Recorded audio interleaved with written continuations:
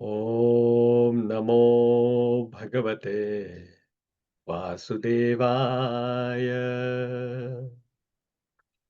Om Namo Bhagavate Vasudevaya.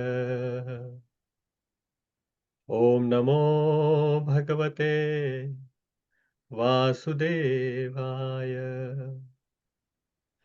Om Ajnanatimirandhasya Jnananjanashalakaya Chakshurunmilitam Yena Tasmai Shri Gurave Namaha. Shri Chaitanya Manobhishtam Sthapitam Yena Bhutale Swayam Rupa Kadamaiham Dadati Swapadantikam Vandeham Shri Guru Shri Yuta Padakamalam Shri Gurun Vaishnavamsha Shri Rupam Sagrajatam Sahagana Raghunathan Tam Sajivam Sadvaitam Savadhutam Parijana Sahitam Krishna Chaitanya Devam Shri Radha Krishna Pada Sahagana Lalita Shri Vishakhanvitamsha He Krishna Karuna Sindho Deenabandho Jagatpate Gopesha Gopika Kanta Radha Kanta Namostute Tapta Kanchana Gaurangi Radhe Vrindavaneshwari Vrishabhanu Sute Devi Pranamami Hari Priye Vancha Kalpatarubhyascha Kripa Sindhubhya eva cha Patitanam Pavanebhyo Vaishnavebhyo Namo Namaha Namam Vishnupadaya Krishna Prishthaya Bhutale Srimate Bhaktivedanta Swaminiti Namine Namaste Saraswate Deve Gauravani Pracharine Nirvishesha Shunyavadi Paschatya Deshatarine Jai Shri Krishna Chaitanya Prabhu Nityananda Shri Advaita Gadadhar Shivasadi Gaura Bhakta Vrinda Hare Krishna Krishna Krishna Hare Hare Hare Rama Rama Rama Hare Hare Hare Krishna. So welcome back to Wisdom of Srimad Bhagavatam. We are on Canto 1, Chapter 9, which is entitled The Passing Away of Bhīṣmadeva in the Presence of Lord Kṛṣṇa. Last week, we were talking about verse number 18 to 35. So we saw that Bhīṣmadeva started like seeing Krishna in front of him. He was very pleased. And like in the previous session, we looked at how he welcomed Supreme Lord Krishna as well as so many sages who visited him. And then last week we were saying how he starts glorifying the Supreme Lord Shri Krishna. So Bhīṣmadeva starts saying that, "Oh Krishna, you are the Supreme Personality of Godhead. You are the original Narayana. And by your own desire, by your own will, you appear amongst the Vrishnis. At the same time, you appear amongst the Vrishnis, but at the same time, you bewilder everyone by your divine energy, by which they are not able to even recognize you, that you are the Supreme Personality of Godhead." And he says that not only I am saying this, but there are the other Mahajanas, like Bhishma is he himself is a Mahajana, but he quotes other Mahajanas like Lord Shiva, Narada, and Kapila, and say that they also glorify you as the same Supreme Person. And he says that out of your affection for Pandavas, you perform various different roles. You appear as their friend, relative, messenger, and so many different things that you do. But you are independent and you are all powerful. But out of your Bhrityavashyata, you are lovingly serving all your devotees. Then he says that you are equal to everyone. You are free of false ego. You are undisturbed. But still, you become Arjuna charioteer. So he remembers how he has seen Krishna performing various different services for the Pandavas, and one of the most dear service that to Bhīṣmadeva, because he was able to actually take darshan of Lord Shri Krishna on the battlefield, and that service was the Partha Sarathi. He became the Sarathi of Arjuna. So he's always remembering while he is talking about Krishna, he always is remembering Krishna in connection with Arjuna. So, so he became the charioteer of Arjuna. But still, his supreme position remains unchanged. So, because he's free of false ego, he doesn't consider anything, any service lower or higher or lower as compared to other services. So, for him, uh, all the services are absolute for him. So, he says further that though uh, impartial, you are impartial and you are unattached, but still you specially bless your surrendered devotees. And Bhīṣma advises, and Srila Prabhupada emphasizes in the purport that we should actually develop this our relationship with the Supreme Lord uh, through a pure devotee who's coming in a disciplic succession. And it is the time for leave the body for Bhīṣmadeva. So he Bhīṣmadeva mentions that anyone who departs this world while chanting and remembering Krishna with devotion, he becomes freed from all the karma. And that is how he is encouraging everyone to always remember Krishna and never forget Krishna. And he then expresses his desire. He asks Lord Shri Krishna to show his 400 form of Narayana. He understands that Krishna is the source of Narayana, so he is asking Krishna to show his 400 form, and he humbly requests Krishna that now please remain here till my departure. And inspired by Krishna, Yudhishthir Maharaj asked various different questions to Bhīṣmadeva. So he asked about dharma, like in various different kinds of dharma he asked for: varnashram dharma, dana dharma, raja dharma, moksha dharma, stri dharma, bhagavad dharma. And Bhishmadev elaborately, briefly as well as elaborately describes all of the questions that Yudhishthira Maharaj has asked. He responds to them. And Bhishma then also talks about dharma, artha, kama, moksha. And while he's talking, the sun starts moving to northward direction, like the Uttarayan period starts. So when this auspicious time has arrived, then Bhishma withdraws all his attention from everything else and fixes that single focused. So single pointedly, he focuses his attention on Lord Krishna's 400 form, remembering Lord Shri Krishna as the ultimate goal of life. And through the pure meditation, Bhishma transcends bodily pain, because so many arrows are pierced through his body. But he forgets all the bodily pain, all this material consciousness, he transcends. And even before he leaves his body, he achieves the liberation, like samadhi he achieves. And in that constant meditation of Krishna, he starts offering prayers. So from verse 32 to onwards, these Bhishma's prayers are there. And we saw some 4 verses last week. So Bhishma says that I am now completely focusing all my attention on you, O Supreme Lord. You are the source and sustainer of both the material and spiritual worlds.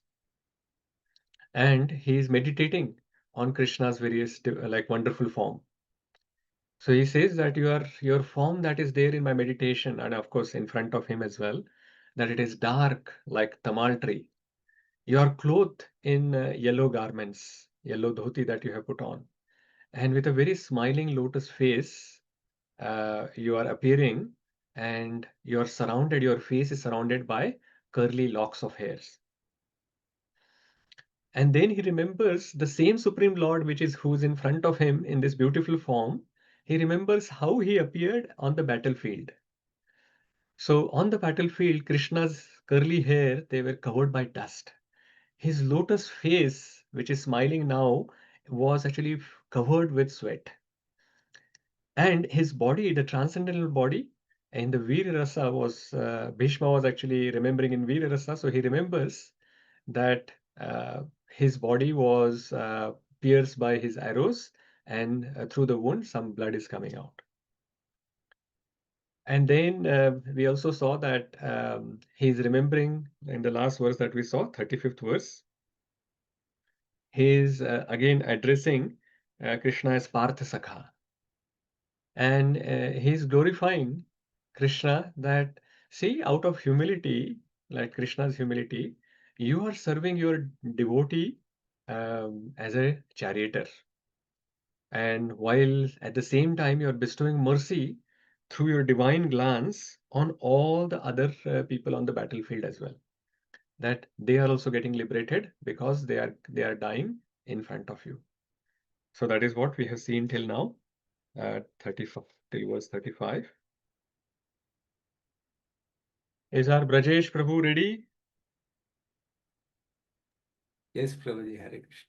Okay, so to start with, because this is such a wonderful prayer that is going on, let us recite 32 to 36 verse, and then we will start describing 36 verse. Rajesh Prabhu, Yeah. Hare Krishna. start with Shri Bhīṣma Uvacha, verse number 32. Sri Bhīṣma Uvacha Iti Mati Rupakal Pita Krishna Bhagavati Satvata Pungave Vibhumni Swasukamupagate Kvachidvihartam Prakritimupeyoshiyad Bhava Pravaha Tribhuvanagamanam Tamalavarnam Ravikaragauravadambaram Dadane Vapuralakakula Vritananabjam Vijayasakera Chirastume Navadya Yudhituragaraja Vidumna Vishwak Kachalulita Sramavaryalam Rutasye Vamonisita Sare Vividyamana Tvachi Vilasat Kavachestu Krishna Atma Sapadi Sakivacho Nisamyamadye Nija Parayor Balayoratam Nivesvastitavati Padasai Nikayurakshna Hrutavati Partha Sakerati Mamastu.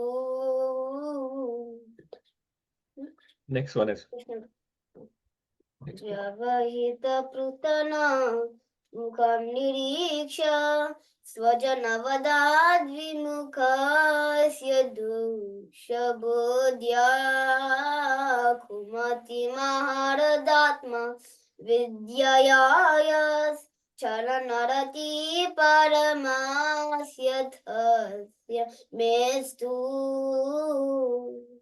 very beautifully sung, Brijesh Prabhu. Well done. Inspired from you, I also learned how to sing these verses in the same tune. Thank you very much. Thank you. Okay. Vidushi Mataji, you want to read? Thanks, Prabhuji. Hare Krishna. When Arjuna was seemingly polluted by ignorance upon observing the soldiers and commanders before him on the battlefield, the Lord eradicated his ignorance by delivering transcendental knowledge. May his lotus feet always remain the object of my attraction. So beautifully now Bhīṣmadeva is remembering that how Lord Shri Krishna has given the knowledge of Bhagavad Gita to Arjuna. And he's remembering that how Arjuna, he saw his own relatives and friends standing in front of him with the desire to fight. And Arjuna became overwhelmed with compassion and he decided not to fight. So his intelligence seemingly, it says, his intelligence seemingly polluted by ignorance. So why he's saying seemingly? Because actually his intelligence was not polluted. He is a pure devotee. Arjuna is a pure devotee, and his intelligence cannot get polluted unless it is Lord's arrangement. Lord has purposely bewildered him for giving this knowledge of Bhagavad Gita to all of us. Krishna knows that Arjuna's intelligence cannot get polluted, but he also knows that our intelligence is polluted.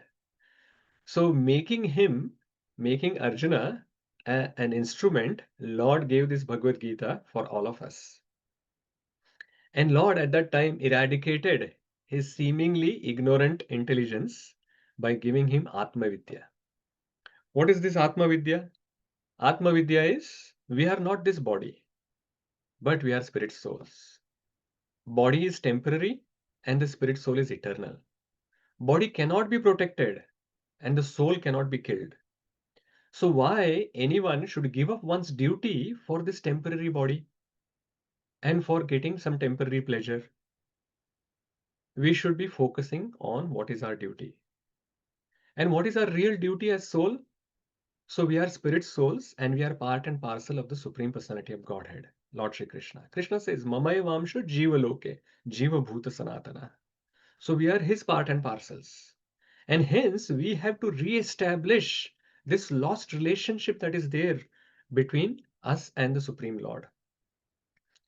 And this re-establishing of the relationship can happen through different paths like Karma Yoga, Jnana Yoga, Ashtanga Yoga, Bhakti Yoga.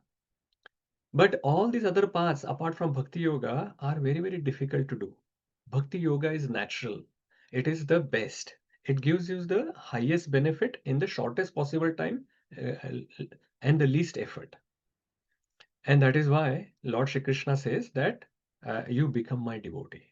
He's through Arjuna's example, he's asking every one of us, saying that, see, this is so simple. It is very easy. Just surrender unto me. And then I will take care of everything else. So this is the Sanatan Dharma of Bhakti that we have to implement in our life. And Krishna is actually reminding that this Atma Vidya needs to be understood.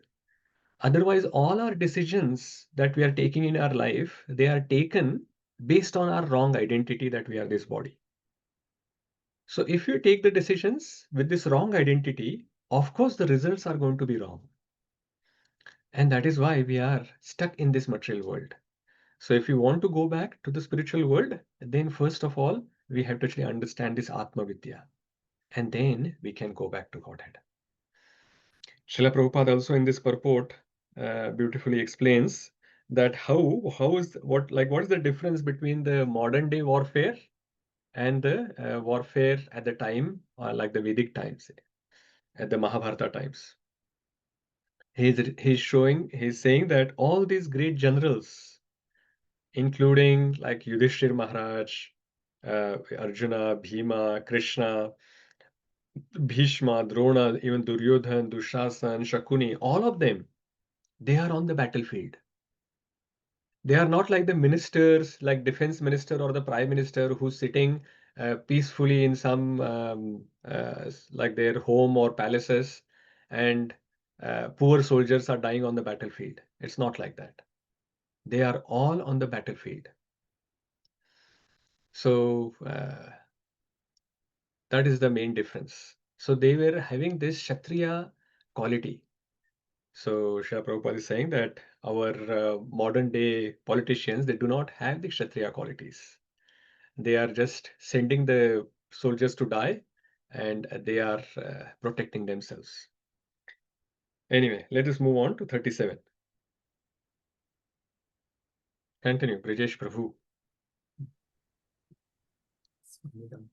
Swanigamam pahaya mat pratighnam ऋतमधिकार्तमवाप्लुतो रतस्तादृतरतचरणो व्ययच्चलद्गुण हरिरिवहन्तुमिबं गतो तरीया.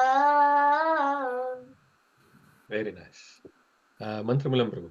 Hare Krishna Prabhuji. The fulfilling my vow and sacrificing his own promise, he got down from the chariot, took up its wheel, and ran towards me hurriedly, just as lion goes to kill an elephant. He even dropped his outer garment on the way. Thank you. So he's remembering all these fond memories that Bhīṣmadeva is having on the battlefield. And he's remembering that how Lord Shri Krishna elevates his devotees to a higher position than his own. And he's saying that I have seen this directly on the battlefield. Krishna sacrificed his own promise of not lifting a weapon, any weapon during the war of Mahabharata. And for what? To keep my promise intact. That I will kill Arjuna unless Krishna takes a weapon in his hand to protect him. So Krishna actually gave up his own promise of not lifting the weapon to fulfill the promise that, the vow that Bhīṣma had taken. So Srila Prabhupada explains this pastime in the purport. It happens on the 7th day of Mahabharata war. So Bhīṣma and Arjuna on that day causes a lot of damage to Kaurava army. In fact, Duryodhan fights with Bhima and he gets lost. He loses that battle and he gets injured by Bhima. So Duryodhan is very angry. So he goes back. This is in the evening. He goes back at the end of the day and he complains to Bhīṣma and he accuses Bhīṣmadeva that because of your affection for the Pandavas, you are not fighting with your full strength. Because if you fight with your full strength, where is the chance for the Pandavas to actually win and to injure anyone from the Kaurava army? So Bhīṣma then promises Duryodhan, saying that, okay, that you are saying like this, I am actually creating these 5 special arrows. And these 5 special arrows, with these 5 special arrows, I'm going to kill all 5 Pandavas on the next day. So Duryodhana is very happy. Now Bhīṣmadeva has said that he will do, that means he will do it. And he's thinking that what can go wrong? He's quite cunning. Duryodhana is quite cunning. He's thinking that Krishna will know everything and he will somehow or the other take these 5 arrows from Bhīṣmadeva. Or it is possible that Bhīṣmadeva's mind will change overnight and he will decide not to kill them. So he says that, okay, Bhīṣmadev, please give me these 5 arrows. I will keep it in my safe custody. And tomorrow on the battlefield, I will hand over these 5 arrows to you. And then you can kill the Pandavas.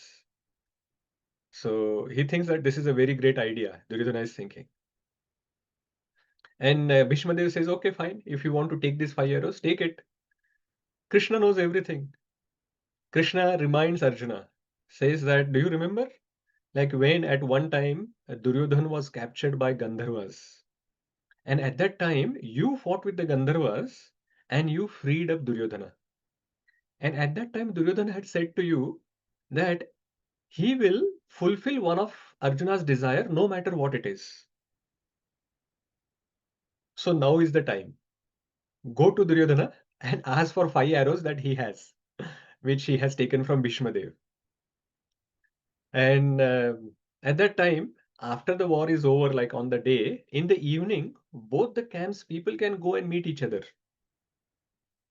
And we were talking about in the previous sessions that how Atithi is welcomed as like a Devata, Atithi Devo Bhava. So when Duryodhana sees that Arjuna has come to visit him, he actually offers him seat, offers him water, and he says that, what can I do for you? So Arjuna says, you remember? You have given me a promise. So he says, yes, yes, I remember. Do you want me to actually stop this war? Do you want me to actually give up all this kingdom? He says, no, no, no need to give up any of that. Just give me those 5 arrows that you have kept from Bhīṣmadeva. We can keep fighting the war, but give me those 5 arrows. Duryodhana is very surprised, but he like fulfills his promise. He gives those 5 arrows to Arjuna. And when Bhīṣmadeva comes to know that these 5 arrows are taken away from Duryodhan, immediately understand that no one apart from Krishna has orchestrated this. So he says to Duryodhan, don't worry, tomorrow I'm taking another vow that tomorrow I will kill Arjuna unless Lord Shri Krishna himself takes the weapon to protect him. So Duryodhana is satisfied. He's thinking that, oh, Krishna has already taken a vow that he is not going to fight either for Pandavas or for Kauravas. So he's not going to lift any weapon. So he's thinking that, okay, tomorrow Arjuna is gone. Because once Arjuna is dead, then this war can be easily won by me. So this is the background. So next day, what happens is Bhīṣma was like almost unstoppable on the battlefield. He fights so valiantly, Arjuna is almost getting defeated. He has, like, no matter what Arjuna is doing, Bhīṣmadeva is like killing so many soldiers, as well as he's almost has defeated Arjuna also. So at that time, then Krishna becomes very, very angry. Seemingly, he becomes angry. And he jumps down the chariot and he picks up a wheel of a broken chariot and rushes towards Bhīṣmadeva. As you can see in this picture, that he is rushing towards Bhīṣmadeva with a chariot in his hand. And you can see Arjuna also jumps down and he's trying to stop Lord Shri Krishna. He's saying that, oh Lord, please do not break your vow. You have said that you are not going to lift the weapon. I will fight. Don't worry. And you can see Bhīṣmadeva puts down his weapons. And he's saying, with a folded hand, he's saying that, okay, if you have broken your vow for not lifting a weapon in this battle, and you have allowed to keep my vow intact. So now with this wheel in your hand, just please kill me and give me this shelter at your lotus feet. Now this is quite interesting that this says that Gato Uttariya. Actually, the photo actually doesn't show that Uttariya has fallen down. The top cloth that is there, when he's rushing, he's not even worried about where his Uttariya is there. It is actually fallen on the ground and he's rushing towards Bhīṣma. So he's completely engrossed in this act. If it was like just an act, he would just keep his Uttariya properly and then slowly he'll lift and he will just go like that. No, he's in that mood. He's completely in that. Just like when Yashoda Mata was chastising chastising baby Krishna, Krishna was quite fearful of Mother Yashoda. So he was completely into that reciprocation of with Mother Yashoda. So similarly here, he's completely engrossed in reciprocating with Bhīṣmadeva. So when he's rushing towards Bhīṣma, he does not even care about the Uttariya is dropped. So if Srila Prabhupada mentions in the purport, he says that if he really wanted to kill Bhīṣmadeva, why does he have to actually pick a chariot wheel? Has he forgotten that he has a Sudarshan Chakra? So at the time when Shishupal was speaking so many nonsense words, at that time he immediately invoked his Sudarshan Chakra and cut his head. So he did not have to jump from the chariot to pick up some wheel to kill Bhīṣmadeva. If he really wanted to kill, then he would have just invoked his Sudarshan Chakra and killed Bhīṣmadeva with that chakra. It was just a pastime. It was just a reciprocation that he wanted to show to Bhīṣma that he is very, very dear to like you are very dear to me. And to protect your vow, I am ready to break my vow. So this loving exchange is happening between Bhīṣmadeva and Krishna right on the battlefield in front of everyone. And everyone is thinking that there is some war going on, that Krishna is now trying to kill Bhīṣmadeva. But actually, this is a loving exchange between the Bhakta and Bhagwan that is going on the battlefield. It's very difficult to understand. Only the acharyas, by their mercy, we are able to understand this.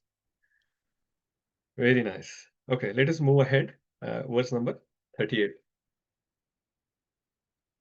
Dinesh. Okay. Sita.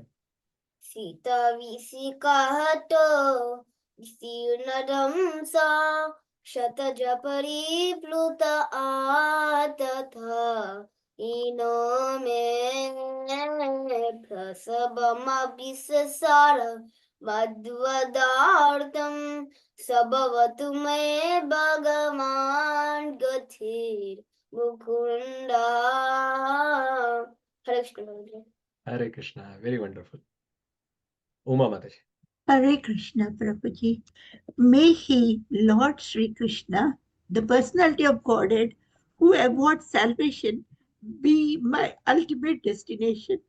On the battlefield, he charged me as if angry because of the wounds dealt by my sharp arrows. His shield was scattered and his body was made with blood due to the wounds. Hare Krishna. Hare Krishna. So he's saying, Bhīṣmadeva is saying, let my gati, ultimate destination, be Mukunda. And this Mukunda, he's saying, was very angry and he charged towards me.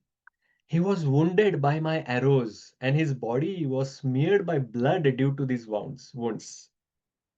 So many contradictions in this one translation.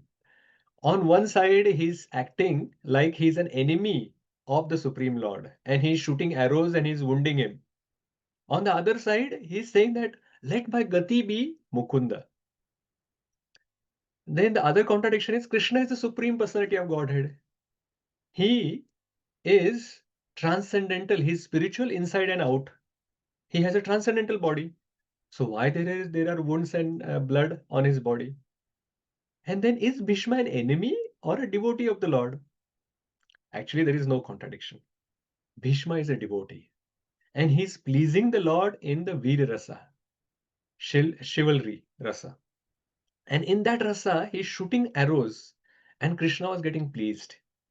And he's also making drama by showing wounds and blood. We just talked about it. And Srila Prabhupada in the purport says, the astounding feature of such dealings is that a devotee can please the Lord by playing the part of an enemy. So it is Krishna's pastime. He can get pleased when his devotee is acting as an enemy as well.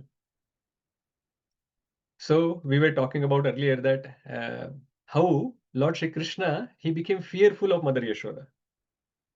Or when Krishna is playing with his cowherd friends in Vrindavan, he gets defeated by those friends. And then he has to actually undergo some punishment.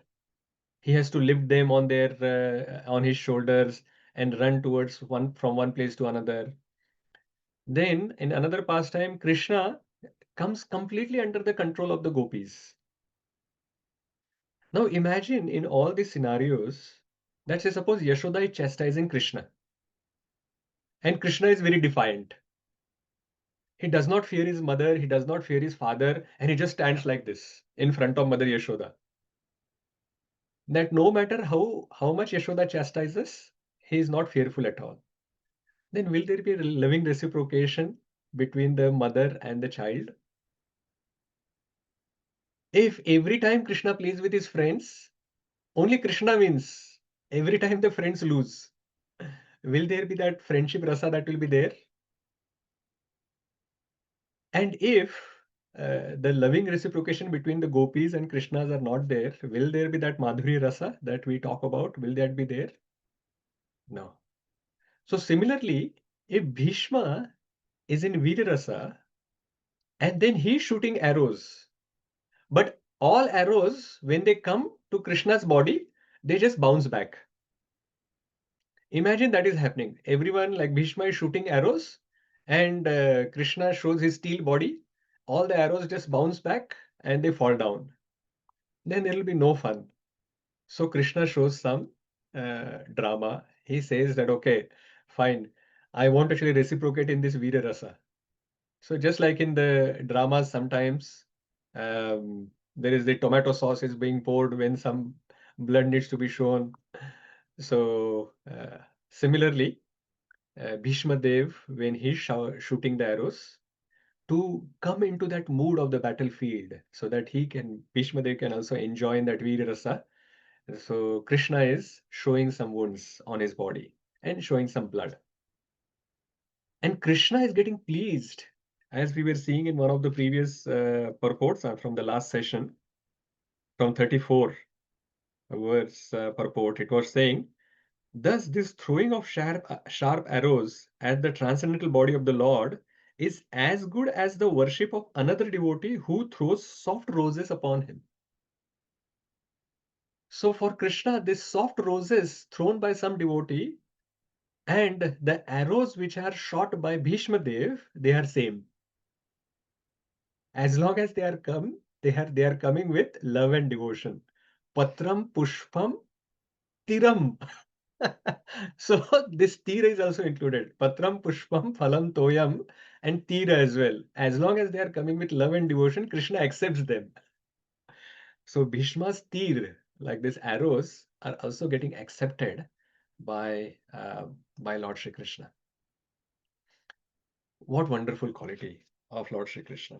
And that is why it is said here, and in the purport, if you see, this line is put into italics, because it's such a striking and important line, that the astounding feature of such dealings is that a devotee can please the Lord by playing the part of an enemy as well. Towards the latter part in the purport, Srila Prabhupada is saying, the Lord was so angry that Arjuna checked him when he was moving towards Bhīṣmadeva. But in spite of Arjuna checking, he proceeded towards Bhīṣmadeva as a lover goes to a lover without caring for hindrances. So when there are two lovers, and sometimes they are they are going towards each other, and their parents are trying to stop them or whatever. There are a lot of hindrances which are there, but they don't care for those hindrances. So similarly, Krishna is rushing towards Bhīṣmadeva like a lover going towards lover. And Arjuna is trying to stop Krishna, but he is not caring for that hindrance. He's just rushing towards him. So very, very rasik way, Srila Prabhupada is explaining. This rasik view is coming from Vishwanath Chakravarti Thakur's commentary of this Srimad Bhagavatam. Okay, let us move ahead. 39th verse. Vijayarath. Vijaya. Vijayarata kutumba atatotre tritayarashminita triye shaniye bhagavati ratirastu me mumurshor yami haniriksha gatha swarupam. Hare Krishna. Very nice. Hare Krishna. Pamenda Prabhu. Hare Krishna Prabhuji. At the moment of that, let my ultimate attraction to be to Sri Krishna, the personality of Godhead. I concentrate my mind upon the chariot driver of Arjuna, who stood with the whip in his right hand and a bridle rope in his left, who was very careful to give protection to Arjuna's chariot by all means. Those who saw him in the battlefield of Kurukshetra attended their original form after that. Hare Krishna. Very beautiful purport for this this verse. Let us start reading from the beginning. We will read few verses in between. Few lines in between. Bhageshwari Mataji, do you want to read the first few lines? I'll ask you to stop somewhere. Yes, Prabhuji. A pure devotee of the Lord constantly sees the presence of the Lord within himself because of being transcendentally related by loving service.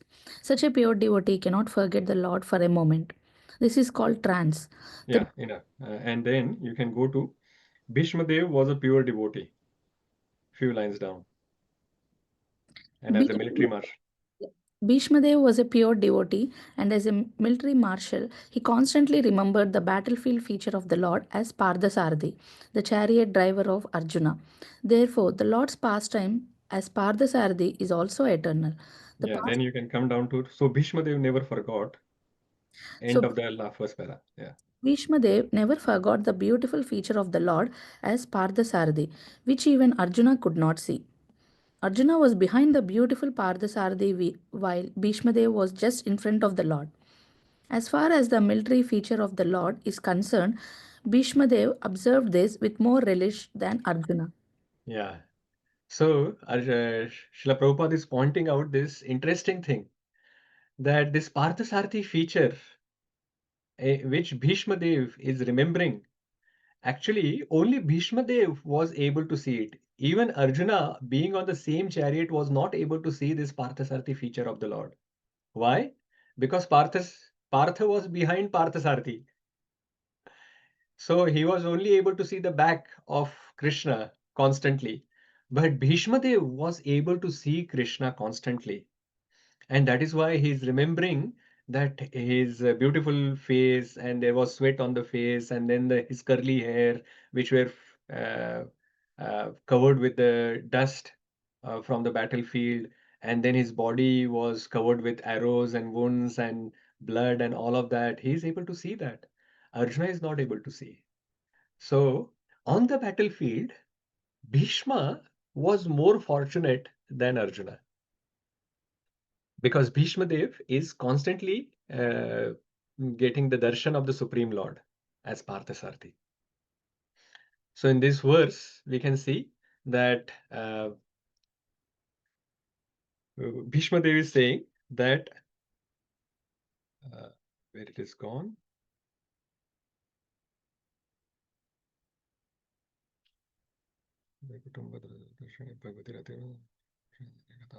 Yeah.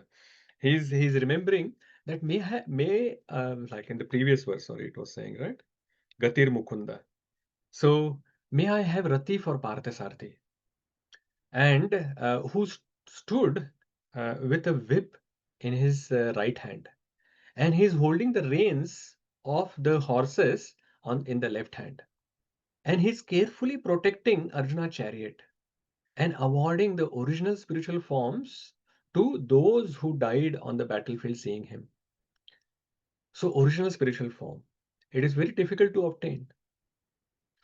But those people who are dying on the battlefield just by seeing Krishna, and Krishna is seeing them, like with that glance, he is liberating them and he's giving them the original spiritual form that is there. So it is again explaining in this verse that how Lord is not partial. He gives liberation even to those on the side of Duryodhana who died on the battlefield. And you can see this constant theme that is there in Bhishma's prayer. His most memorable vision of the Supreme Lord is on the battlefield. As a Parthasakha, Parthasarthi, he is having this, how he is controlling the horses, how he's controlling the chariot, how he's protecting the chariot, how he's protecting Arjuna, how he's lifting the wheel on the battlefield. So all of his memories are in that Veera Rasa only, almost all. Now we will see there are some memories which are not in Veera Rasa as well, but we can see that predominantly you can see that his memorable vision of Lord is in that Parthasarathi vision. Let's go to the next verse, 40th verse. Lalita Gati Vilasa Valguhasa Pranaya Nirikshana Kalpitho Rumana Krutamanukೃತವತ್ಯ Unmadanda प्रकृतिमगान् किलयस्य गोपवद्वा Hare Krishna. Very beautifully said. Surananda Prabhu. Hare Krishna Prabhuji. Translation. Let my mind be fixed upon Lord Sri Krishna, whose motions and smiles of love attracted the damsels of Vrajadama, the gopis. The damsels imitated the characteristic movements of the Lord after his disappearance from the rasa dance. Hare Krishna. Hare Krishna. So, because he's always remembering Arjuna only, so someone may think that, oh, does he thinking that Arjuna is the best of the devotees of Krishna? No, he is aware, like, it is not that he is not aware of gopis. Arjuna is definitely one of the best devotees of the gopis, but of Krishna, but he knows that the topmost of all those best devotees, they are gopis. So that is why he's remembering them. And Srila Prabhupada actually specifically mentions that why Bhīṣmadeva is remembering gopis here. At the middle of this purport, Srila Prabhupada says, Bhishma's aspiration to remember the gopis is a prayer to have their mercy also at the last stage of his life. So Bhīṣmadeva is remembering these gopis and Krishna's pastimes with the gopis as a prayer. He's remembering them that you are the topmost of the devotees. I am now leaving my body. Please give me your shelter. So it is a prayer for their mercy at the last stage of his life. That is what Bhīṣmadeva is doing. So Bhīṣmadeva definitely knows Madhurya Ras. It is not that he is not aware of Madhurya Ras, but he prefers his Dasya and Veera Ras. So this is the interesting part of these rasas which are there. So tattva point of view, we can see all these rasas, we can compare and we can say that, okay, Madhurya is the highest, and then there is this rasa, that rasa, or whatever we can say like this. But the devotees who are in those rasas, they don't want to actually go to higher or lower rasas. They are happy in their connection, their reciprocation with the Lord in that particular rasa. So even though Bhīṣmadev is aware of the Madhurya rasa, he is happy with his Dasya. And he is remembering that how Lord Krishna's movements and smile of love attracted the gopis. And when he vanished from the rasa dance, so at that time, the gopis, they were blinded by the madness of the love that they had. And they started imitating Krishna's actions. So one gopi started dancing on a kaliya, one gopi started lifting a Govardhan Parvat, like all of these different pastimes that they started imitating. So that is what Bhīṣmadeva is remembering. Let's go to the next one. Guriganandrupavarya Sankulenta Sadasi Yudhishthira Rajasuya Esha Amarhanamupapita Ikshaniya Mama Drisi Gochara Esha Aviratma Hare Krishna. Hare Krishna. Gaurachandra Prabhu. Hare Krishna Prabhuji. At the Rajasuya Yagna performed by Maharaj Yudhishthira, there was the greatest assembly of all the elite men of the world, the royal and learned orders. And in that great assembly, Lord Shri Krishna was worshipped by one and all as the most exalted personality of Godhead. This happened during my presence, and I remembered the incident in order to keep my mind upon the Lord. Hare Krishna. So he has again moved quickly from Madhurya Ras to Dasya Ras. So that is his constant, like that is, he's remembering, okay, gopis, please have mercy on me, but let me go back to my own mood, my own rasa. So in Rajasuya Yagya, he's remembering that all the great personalities were invited, including all the kings, all the great Kshatriyas, And at the same time, all the great sages, they were all invited. And amongst that great assembly, that Krishna was recognized as the most exalted of all of them. And then he was worshipped by King Yudhishthir. And then other sages also worshipped. So he was worshipped by one and all. Like everyone worshipped Lord Shri Krishna. So that vision that he is remembering. So if you can see that all of Bhishma's remembrance is in the personal feature of the Lord. He's remembering as Partha Sakha, Partha Sarthi, then how he is having interaction with the gopis, how Yudhishthir Maharaj is having interaction with uh, Krishna, and he's worshipping him at the as uh, uh, as the Agra Puja, like he's the personality who's worshipped at the Rajasuya Yajna. So all of this is a personal feature. So as a friend of Krishna, lover of gopis, sorry, as a friend of Arjuna, he's a lover of gopis, he's master of all the kings and sages. All of that is personal feature. So that is how Bhishma is remembering Lord Shri Krishna. 42.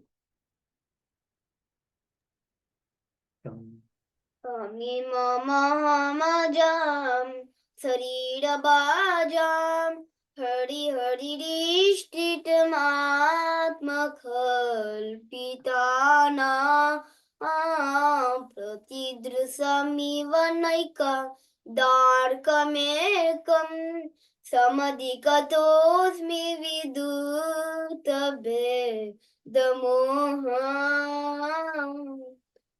Hare Krishna. Pamela Prabhu. Hare Krishna Prabhuji. Now I can meditate with full concentration upon that one Lord Shri Krishna, now present before me, because now I have transcendented the misconception of duality in regard to his presence in everyone's heart, even in the heart of the mental speculators. He is in everyone's heart. The sun may be perceived differently, but the sun is one. Hare Krishna. So this is the final verse of his meditation and his prayer that he is offering. So he's saying, now I can meditate on the Lord Shri Krishna, having transcended my misconception. So Bhishma is saying that I have transcended my misconception of duality, thinking that you are different from the Paramatma within the heart. So that misconception is gone. I understand that you are the same as the Paramatma which is in everyone's heart. You are the same as Brahman as well. So Brahman, Paramatma, and the Supreme Lord Krishna, in this personal feature that he's remembering, they are not different. So he's saying, now I'm meditating on you. And he's giving an analogy as well, just like the sun. He's perceived differently sometimes, that sometimes people say that the sun planet and the sun rays, they are different, but they are one. So similarly, Krishna, Paramatma, and Brahma Jyoti, they are all one. So he's now in Samadhi of Krishna. We can say he's in Samadhi of Krishna. Verse number 43. Sutta Uvacha Krishna evam bhagavati manovag drishti vrittibhi atmanya atmana atmanya atmanam aveshya sontashvasa uparamat. Mataji. Sutta Goswami said, thus Bhīṣmadeva merged himself in the super soul, Lord Kṛṣṇa, the Supreme Personality of Godhead, with his mind, speech, sight, and actions, and thus he became silent and his breathing stopped. So Bhīṣmadeva has left the world. So Bhishma merged himself, it is said, merged himself in the super soul Lord Shri Krishna, the Supreme Personality of Godhead. But how did he merge? It is not like the merging into a Brahman that people think about. How he merged? Srila Prabhupada explains that the way that Bhishmadev has the stage attained by Bhishmadev while quitting his material body is called Nirvikalpa Samadhi. So what is this Nirvikalpa? Nirvikalpa Samadhi. So it is explained that his mind, speech, sight, and actions all were into Krishna. So with the mind, he was thinking of the Lord and his various pastimes that we just saw in his prayers, that how he was meditating on various different pastimes of the Supreme Lord. His speech, he was chanting, using his speech, he was chanting the glories of the Lord. With the sight, he was seeing the Supreme Lord in front of him. And all his actions, he was offering all of those in to the Supreme Lord.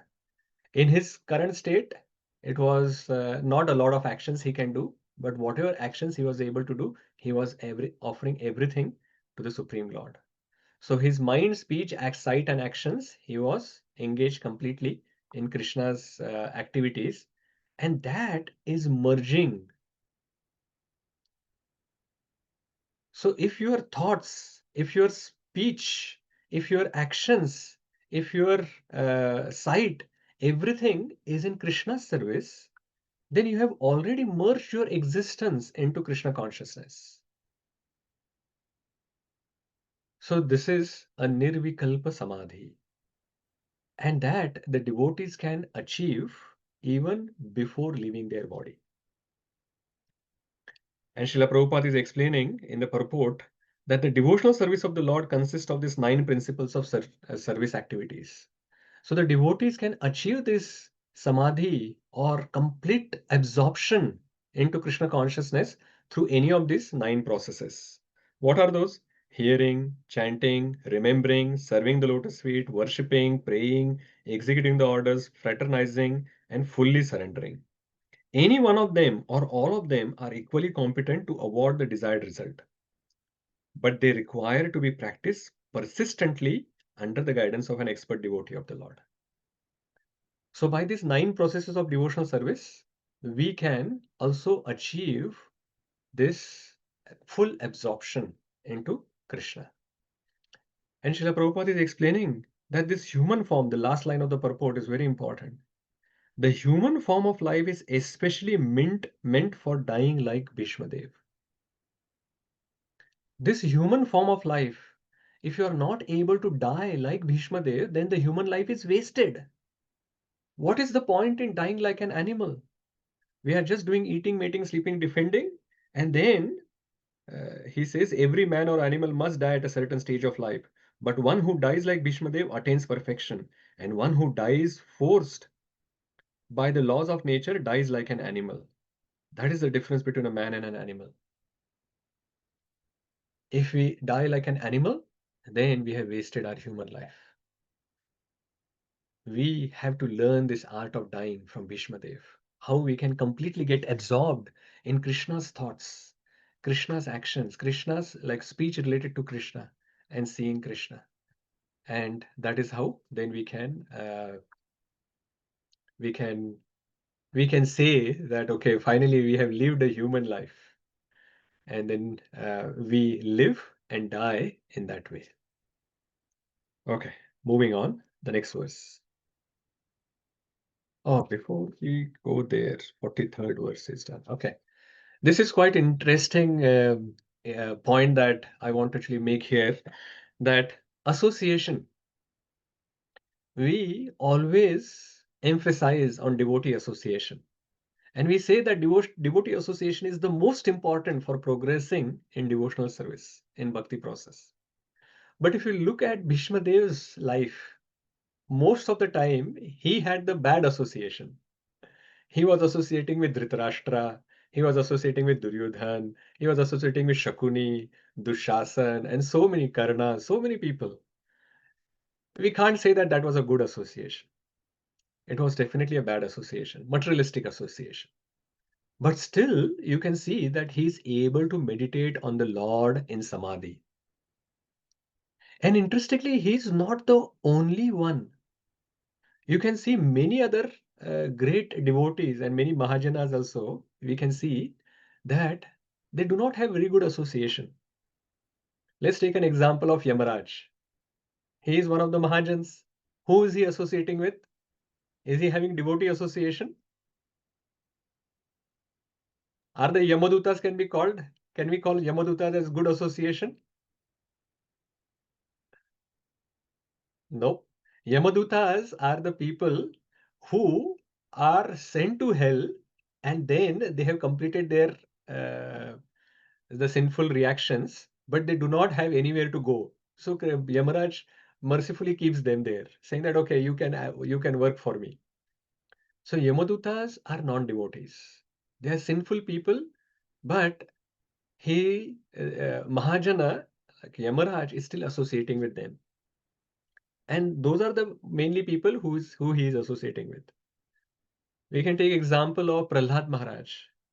He has a great association of Hiranyakashipu, isn't it? He is associating with Hiranyakashipu. Then when he is away from Hiranyakashipu, the Shanda in America, they are trying to force him all these materialistic ideas. And then this other Rakshasa children which are there, and all the other asuras around him. Then Akrura, he has the association of Kamsa, all these other ministers who are always thinking of how to kill Krishna. But all of these, like we can see Bhīṣmadeva, Yamaraj, Akrura, Prahlad, they were still able to remember Krishna. So why is the bad association not affecting them? So why the bad association of Dhritarashtra, Duryodhan, Shakuni, etc. did not affect Bhīṣmadeva? That's my question for you. So those who have raised their hand for reading, they can put it down, and then I can ask you this question. Mantramgalam Prabhu? He has a strong desire to associate with Krishna. That's why. So he has a strong desire to associate with Krishna. That is why this association is not affecting him. Yeah. Okay, fine. Aparna Mataji, Yeah, he's so determined. more determined. Hare Krishna, Prabhuji. I think since like the example you have given of Prahlad Maharaj and Yamraj and those devotees of Krishna, I think the main reason why the bad association doesn't impact them because their faith in Krishna is so deep that it is independent of what they are surrounded with. So their external factors do not impact the way they are dedicated to Krishna. So it's a very unflinching faith and pure devotion in my understanding. Hare Krishna. Okay, thank you. Vidushi Mataji? I believe they're not taking association. They're around them, but they're not actually taking their thoughts and feelings and what they're doing into their heart and mind. They're, as Pranam Mataji just said, their mind is completely there and attracted to Krishna. So they are surrounded, but they're not getting influenced or taking their influence into their heart. Yeah, very nice. Okay. Sudananda Prabhu? Krishna Prabhuji, I think points covered. So faith, they have got the strong faith. Also, as Vidisha Nishtha. Mataji said, yeah. Yeah. So they are not at a Shraddha stage, they are at the Nishtha stage. That's why they have this unshakable faith. Very good. Okay. That thing I wanted to give example, like Vidisha Mataji said, like they're acting as a doctor. So doctor sees the patients, but he don't take their disease. Very good. Good example. Amendra Prabhu? Hare Krishna Prabhuji. First of all, they don't want to be in that association. They are just by like the will of the God. So God has assigned them, so Supreme Personality of God has assigned them a task. So they are just fulfilling his desire to be in there. Second, while doing that, as all other devotees have mentioned, Krishna is still in their heart. So even looking at what you have mentioned as part of your lecture, Bhīṣmadeva was always thinking about Krishna till the very last moment, and even during the battle, no one was able to see Krishna in a way where how he was thinking.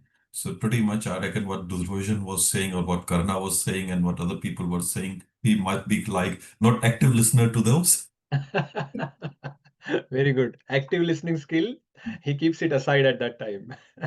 Correct. Nice, Prabhu. Vishakha Mataji. Prabhuji, there are some devotees who are Nitya Siddhas, so they are there, but they are performing their role, but they are already connected with Krishna. Yeah, so they are already pure devotees. They are associates of the Supreme Lord. They are Nitya Siddhas. Correct. Who's next? Sudharma Prabhu and Sudharma Mataji. Hare Krishna Prabhuji. I think some of the points which I wanted to tell are already covered, but mainly like the point which I want to say was like what Vidushi Mataji mentioned, like he was not taking the association. He was keeping his desires separate. He didn't get the though he was involving with the materialists, he didn't get the material desires. It was still like his desire was to actually have Krishna, and he was one of the Vasus as well, and he has a mission for which he came. So he was still a devotee by heart. So Yeah. so that didn't make any change in him. So he was still maintaining that. I just want to add one analogy, Prabhuji, that like a lotus, even though it grows in a filthy place, it is attracted to the sun. So he's pure devotee, is naturally attracted to Krishna. Yeah. And the mud doesn't actually come onto this. Yeah. Right. Okay. We'll take one or two more and then I'll ask you more questions. Don't worry. Okay. Bhageshwari Mataji. Even though they are pure devotees, and then they also have all every time the moments of association with the pure devotees. So having some single moment of association also doesn't transforms them as well. Yeah. No, that's good. He didn't transform others then. Madhwala had a pure association. You're not on a mute, Mataji. Sudharma Mataji.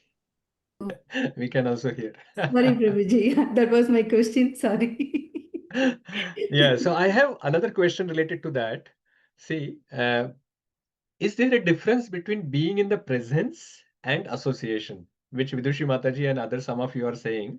What is the main difference between being in presence and association? Mahendra Prabhu, do you have some answer for this? Hare Krishna Prabhuji. What I was thinking might cover your second question as well, because his devotion was towards Lord Krishna, but it was his duty. So dutifully, not willingly, he was staying in their bad association. Okay. Hare Krishna. Gaur Chandra Prabhu or Mataji?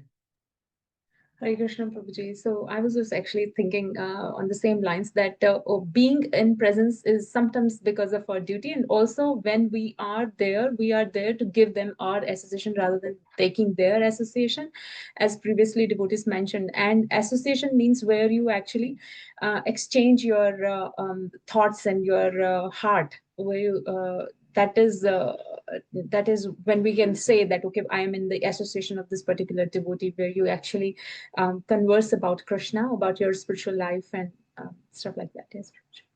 Okay. So, thank you. Learner for life, Mukesh Prabhu. Welcome back after a long time. I'm seeing you after like many weeks. Yes, Prabhuji. Yeah, I was away traveling and then I was struggling with jet lag and everything else was going on. Prabhuji, it's connected to the previous question you had also. Actually, I wanted to clarify one thing. We said that exalted devotees are not affected, but in some versions, I also read that when Draupadi was disrobed in that assembly, and she also went and see Bhīṣma. So Bhīṣma said that because I was in the company of Dhritarashtra and Duryodhana, I was eating their anna, so to call. So anna had affected me. And now that I've been on the deathbed with arrows, all that blood has come out. And so is that the correct version, or was he affected, or was he still playing a pastime? That's still a part of the pastime. Actually, what you are saying, I have heard from the devotees as well, like that. So being said like this. But again, it is out of humility he's saying that I that is what I feel, if it was said somewhere really by him. Okay, I'm going to choose one or two who haven't spoken yet. Adi Devi Mataji. Prabhuji, I would say the main difference between being in the presence and association is choice. So sometimes being in the presence may not be out of choice, but association we choose. Okay, good. Bharadwaj Rishi Prabhu. Sorry, Prabhuji. I think it's already covered, Prabhuji, what I wanted Okay, to. Fine. Okay, so the main difference. Yeah, I have a question. Sorry, Prabhuji, can I ask a question as well if you can cover, Prabhuji? Okay, Along with the fine. answer. Go ahead. Prabhuji, the one I was actually saying aloud, we were talking the other way, how he was not affected by the bad association. And one, Bhageshwari Mataji mentioned, love matra sadhu sangha also makes a difference. But all the Duryodanas and all the people, they also got the same love matra sadhu sangha, but it didn't make any change in them. Can you please show some? Yes, I'm going to cover that Thank you, in the Prabhuji. answer Thank you. this here. So there is a difference between taking association and just being in presence. Now, the main difference between these two, being in presence and association, presence is physical, but association is internal. So, being near to someone doesn't equal associating with them. And Srila Prabhupada used to give this example, and he used to say, see this mosquito who's sitting on my body. But what the mosquito is doing? He is the closest as compared to every one of you. But this mosquito is sucking my blood. So that devotee is like that mosquito is not going to become a devotee. What is the difference between that internal association that we are talking about and just being in the presence? Association is where the transfer of desire happens. But when the transfer of desire happens, it is not that just by coming in contact with someone, the transfer of desire is going to start happening. The main important point is that you have to have desire to learn and transform your life in that association. Duryodhan and all of these people who were in association, but they did not have desire to learn and transform their life. So even if there is a pure devotee around us, a very advanced devotee or pure devotees around us, it doesn't mean just by in their presence we are going to, that Lavamatra Sadhu Sangha, we are going to go back. That Lavamatra Sadhu Sangha only has effect when we have the desire to learn and transform. And then that Lavamatra Sadhu Sangha will have. Of course, there are some exceptions, Krishna in the past times, but in general, we have to have desire to get some benefit out of, like the spiritual benefit out of that association. We have to have the desire to learn and transform. I was hearing recently a lecture from His Grace Radhesham Prabhu, and he was mentioning this beautiful analogy. He was saying that if a sponge is dipped into water and a stone that is dipped into water, the sponge absorbs the water, but the stone doesn't. So he said, based on that analogy, that we should be like sponge when we are in association of the devotees, where we try to absorb. The sponge has the desire to absorb as much as possible. So we should absorb their desires as much as possible in the devotee association. But when we are associating with the non-devotees, we should be like stone. So when the stone is dipped in the water, stone doesn't absorb anything. So we should not be absorbing their materialistic desires. As Surananda Prabhuji was explaining, the doctor sees the patients whole day, but he doesn't have any desire to take the germs from the patients. And because of that, the doctor takes as much care as possible to not absorb those germs. So similarly, only if we have a desire to absorb those qualities from the devotees around us, only then we will get transformed. So that is the first reason why in the bad association, Bhīṣmadeva was not affected. The first reason is he did not have any desire to learn and transform his life in that association. In that association, he was like a stone. So it was just a presence around him. It was not like he was not a sponge which was absorbing. The second reason is very, very important as well. We absorb the desires in the association that we relish.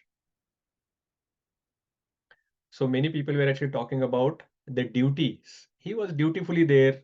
He was not willingly there. So it is like work and our hobby. So work, we are forcibly asked to go. Like every day we have to go for 8 hours, 9 hours, we have to work so that we can get some money. But when you get some free time, you don't want to work. You want to do your hobbies because you relish that activity. So that is the difference between the presence and association. Presence is just like a dutiful presence that is there. But relishing association is where we actually start receiving those desires. So when we relish our association, what happens is our mind get attracted to it. And then in that conversation between the two minds, the desires get transferred. So for example, if you are sitting in a class where Bhīṣmadeva is getting discussed or Krishna Katha is getting discussed, but if we are not relishing it, then we will not be actually able to grab or grasp anything from it. But suppose our someone is saying something about some other devotee, some masala khabar is getting discussed, some gossip is happening, then our mind immediately get attracted to that discussion in 10 seconds. Like 1 hour of session on Bhīṣmadev, our mind may not focus, but 10 seconds of masala khabar, our mind will just immediately go there. So what are we relishing in our life? So Bhīṣmadeva is in bad association, but he does not relish it at all. He relishes the association of Pandavas, he relishes the association of Vidura, he relishes the association of Krishna. So his mind is always meditating on Krishna or his devotees, even when he is in the presence of other devotees, other people who are so-called bad association. So that is the second reason. And of course, the third and very important reason that many of you also mentioned, that they are not ordinary devotees. They are already Nitya Siddhas. They are pure devotees. All these examples that we talked about, Bhīṣmadev, Yamaraj, Prahlad, Akrura as well, he is given as an example of the one of the 9 processes of the devotional service. Is the example of the prayer. So just like sun evaporates, the sun evaporates even urine, but it is never contaminated. So similarly, these pure devotees have the potency to purify other people around them. They are always meditating on Krishna. So because their mind is always absorbed in Krishna, there is no space left in the mind to absorb anything else. So that is why they don't get contaminated. They are under, like many of you, many of us, at least I can say about myself, we are under Mahamaya. But these devotees are not under Mahamaya. They are acting under Yogamaya potency, Krishna's Yogamaya potency. So these are the 3 very important reasons, or we can say principles of association, or at least the first 2 we can see as a principle of association. The first one is that there is a difference between association and presence. So presence is physical and association is internal, and we have to have desire to actually learn and transform our life. Only then that association works. That is the first principle. And the second principle is we absorb the desires in the association that we relish. So we have to actually start doing. So actually, this is one of the exercises I want all of you to do. You don't have to mention the names, but I'm going to give you 1 minute to think of 3 devotees in your life in whose association you remember Krishna more. I'm giving you 1 minute to think about the 3 names. You don't have to tell me. It is just thinking that what kind of association is helping you to progress in your Krishna consciousness. Think of 3 devotees in whose association you remember Krishna more.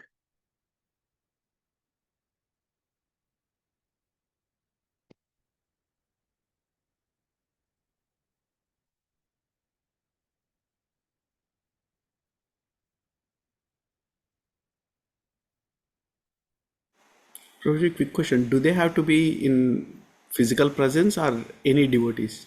Any devotees. Any.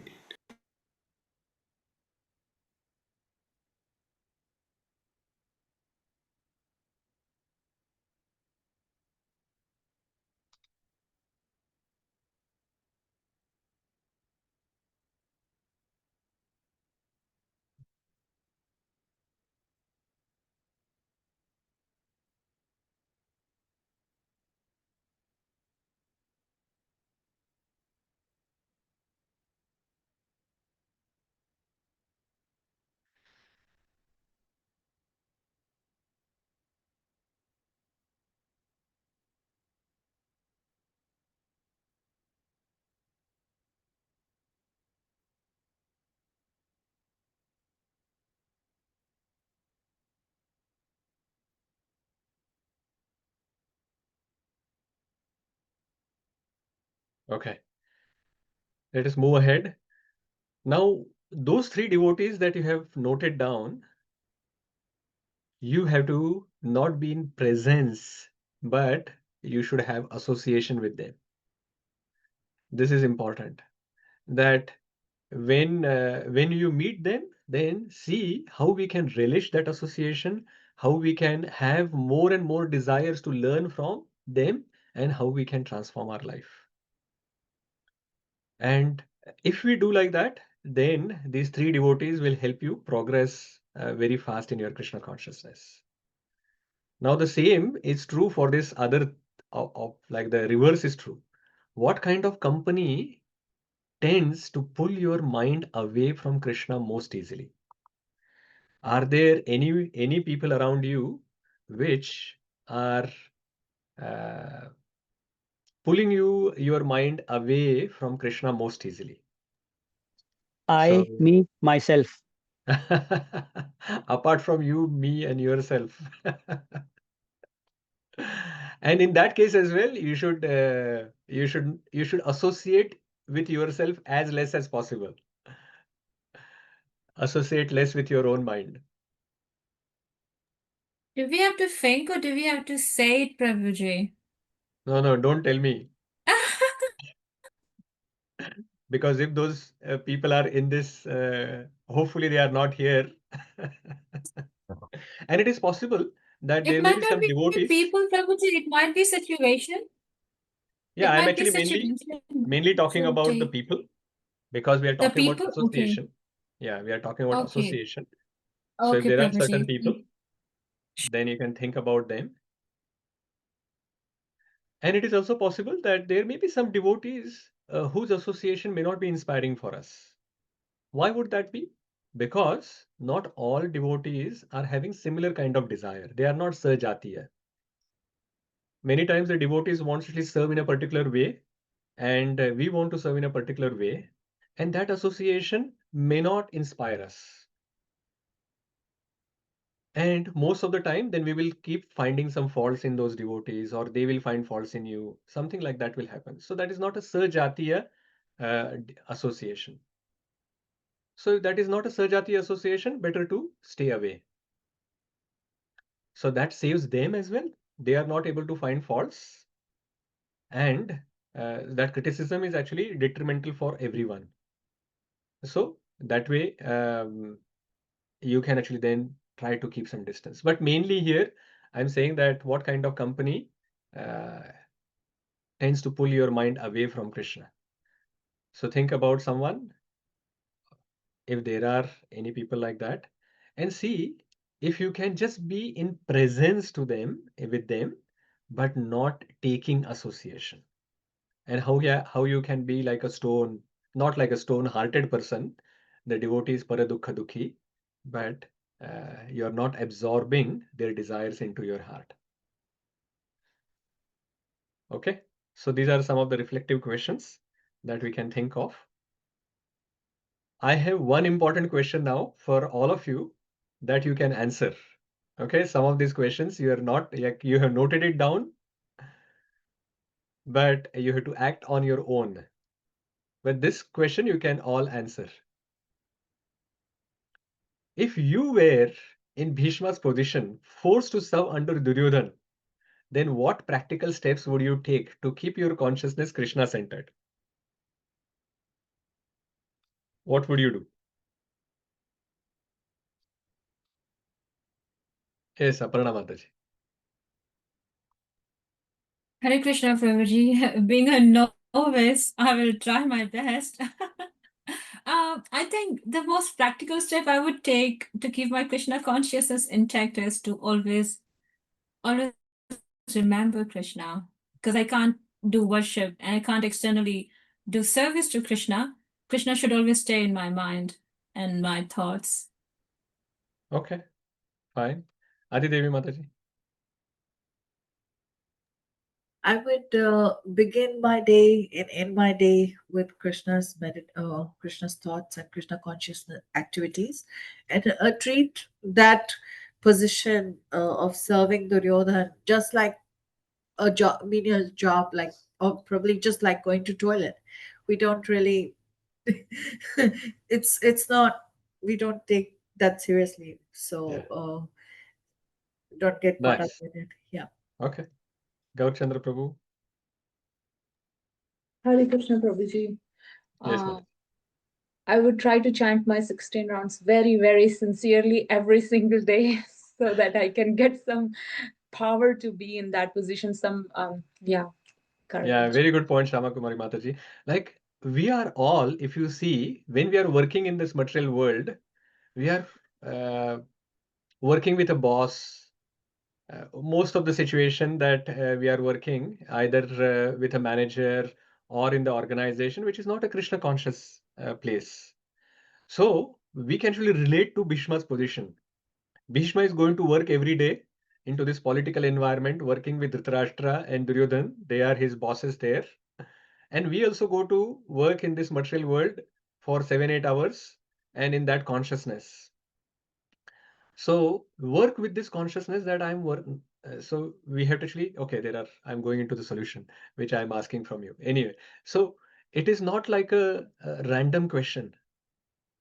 This is a real life question.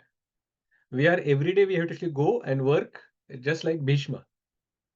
So yes, thank you for some good suggestions. Vidushi Mataji, Uma Mataji, you have some solutions for us? Hare Krishna, Prabhuji. In short of leaving, Mataji had already said, so chanting, eating prasadam, doing your reading, doing what you can do outside of those hours to keep connected. So that's what yeah. Very good, nice. Sannyas Prabhu. Hare Krishna, Prabhuji. Dhanavad Pranam. Dandavat. Prabhuji, having a strong morning and evening program, and wherever you are in that association, internally keep the mind in Krishna. Excellent, very good. Mukesh Prabhu. Attachment to Krishna and affection to the people. Yes. Mukesh Prabhu. Prabhuji, the yukti that I use is that to keep reminding myself that whatever we experience and see around us is nothing but a manifestation of a past karmic reaction. Having said this, there is Krishna's innumerable hands, ears, eyes everywhere. So everything that's manifesting, if we have surrendered to Krishna, then Krishna is manifesting those situations around us and he would take care of us. So that way, connecting to Krishna, and he's trying to also, through those challenges or situation, improving us, polishing us, and remembering Krishna's message in Bhagavad Gita, Sama Shatrucha Mitrecha Tatha Man Apmanyo, or as Prabhupada said, Chaitanya Mahaprabhu said, humbler than the blade of grass. So these situations, just try to see Krishna in them, just to keep Krishna in the center. Okay, thank you, Prabhupada. Thank you. We'll just take one more and then we'll move on. Sudharma Prabhu or Sudharma Mataji. Hare Krishna Prabhuji. I will try to associate with Vidura, make sure that I have I'll give my presence to him, and with Duryodhana, I will have No, ulta. Sorry, the association with Vidura and presence with Duryodhana. So very good, very good, excellent. So you have covered most of the points that I wanted to cover. So when we are working in this material world, so work with this consciousness that I am, first of all, we have to work with the consciousness that I am not working for this boss or for the organization. Think that I am working for Krishna.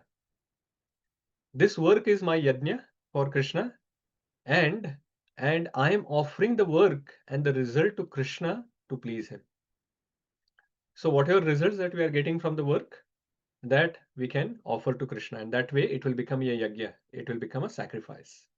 As some of you mentioned, read, hear Srimad Bhagavatam daily, chant more attentively, relish the association of devotees whenever you get it, like the Viduras, Pandavas, whatever you get, and overall see it as a Krishna's plan. He is keeping you in that situation to increase your hankering for devotee association. And finally, you can pray that the heart of the people around you changes and they become more Krishna conscious around you. That is what we can all do. And there are, of course, many other solutions or many other practical things that you suggested. So we are in day to day in this particular situation. So please try to focus on this morning and evening programs. Morning, like we have to have our chanting done properly and attentively, and also try to do your reading and associate with devotees as much as possible. Have the desire to learn and transform the heart and relish the association of devotees. And then that is how we will make progress. Okay, let us move on. Verse number, we are on 44.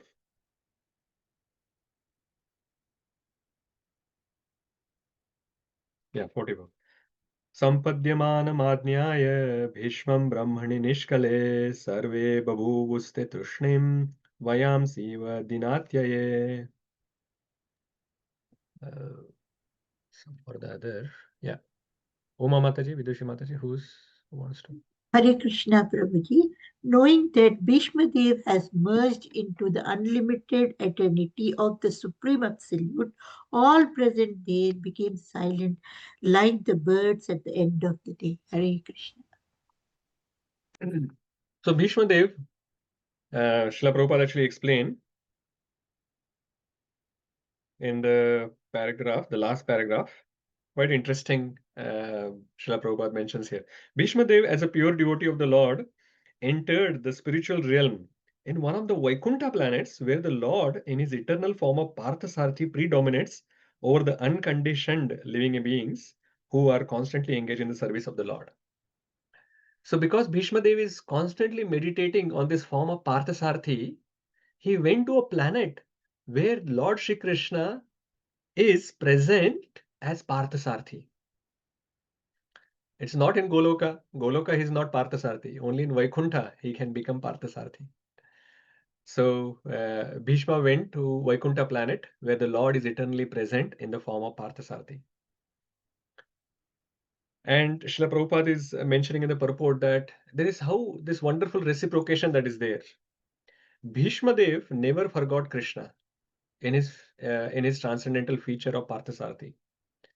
And the Lord reciprocated with him. He never forgot his devotee. So that is why he is personally present in front of Bhīṣma at the time of his death. And when Bhīṣmadeva has left his body, everyone fell silent, understanding that he has left this world. Next verse, 45. Tatra dundubhayo nedur devamanavavaditaha shashamsu sadhavo radnyam khatpetu pushpavrishtayah. Adidevi.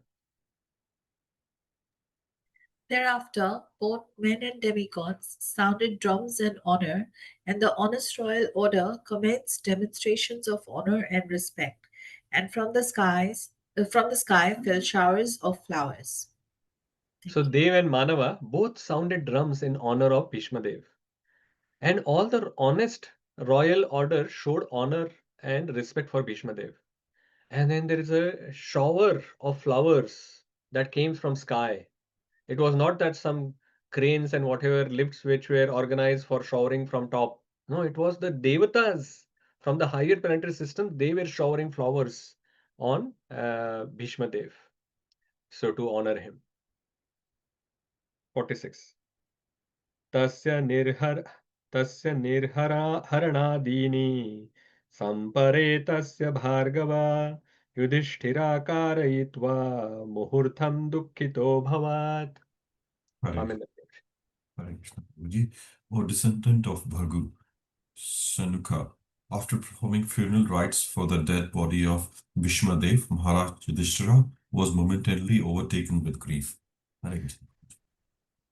So funeral for Bhīṣmadeva was performed, and he did not have, like, Bhīṣmadeva did not have son because he never married, as you know.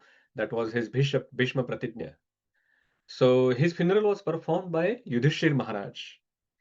So Bhīṣma was a great devotee, and another great devotee, Yudhishthira Maharaj, performed his funeral. So Srila Prabhupada said it was a great boon. Like a great devotee passed away, and another great devotee performed the funeral of this great devotee. And Yudhishthira Maharaj was overtaken by grief. Bhīṣmadeva was the most affectionate of all the relatives to the Pandavas. He was a grandfather, and he had natural inclination. He is a devotee, so he had natural inclination towards other devotees. He was very, very affectionate towards them. He was also the caretaker. Bhīṣmadeva was also the caretaker of all the Pandavas and Kunti Devi after Pandava's father left. And he was also a guide. And we could also see, just in the previous few verses, we saw that how he guided Yudhishthira Maharaj on various different dharma. He gave him knowledge. So it is natural that Yudhishthira Maharaj was feeling separation from Bhīṣmadeva. So he was grief-stricken. But it is said it was for short time, momentarily. Momentarily doesn't mean just for a moment. It was for few days, but it was not that it remained with him for whole of his life or something like that. So the separation will remain in the heart for the devotee, but the devotee then will continue with their day-to-day activities and their services. 47. तुष्टुवुर्मुनयो हृष्टा कृष्णं तद्गुह्यनामभिः ततस्ते कृष्णहृदया स्वाश्रमान् प्रययु पुनः. Mantramalam. All the great sages then glorified Lord Sri Krishna, who was present there by confidential Vedic hymns. Then all of them returned to their respective hermitages, bearing always Lord Krishna within their hearts. So you remember all these great personalities who had come to see Bhīṣmadeva passing away and to take his darshan, to hear and to see this pastime. So all these great personality who had come, now they glorified Lord Shri Krishna, and they use this confidential Vedic verses, Vedic hymns, mantras that they chanted, various different names of Krishna that they chanted, and then finally after that they left from there. But even though they left from there, they kept taking association of the Supreme Lord because they kept Krishna within their heart. See here, this is the important point that we were also talking about. What association that they relish, that association will linger in your heart. That association you will keep meditating upon. So, and that is how we will become Krishna conscious, or we will become Maya conscious. What is the association that we are relishing? Are we associating Maya's association or relishing or Krishna's association? And what is our desire? Who do we want to learn from? Depending on that, we will absorb their desires. So because all these great sages who came, all of them returned to their respective hermitages, bearing always Lord Krishna within their hearts.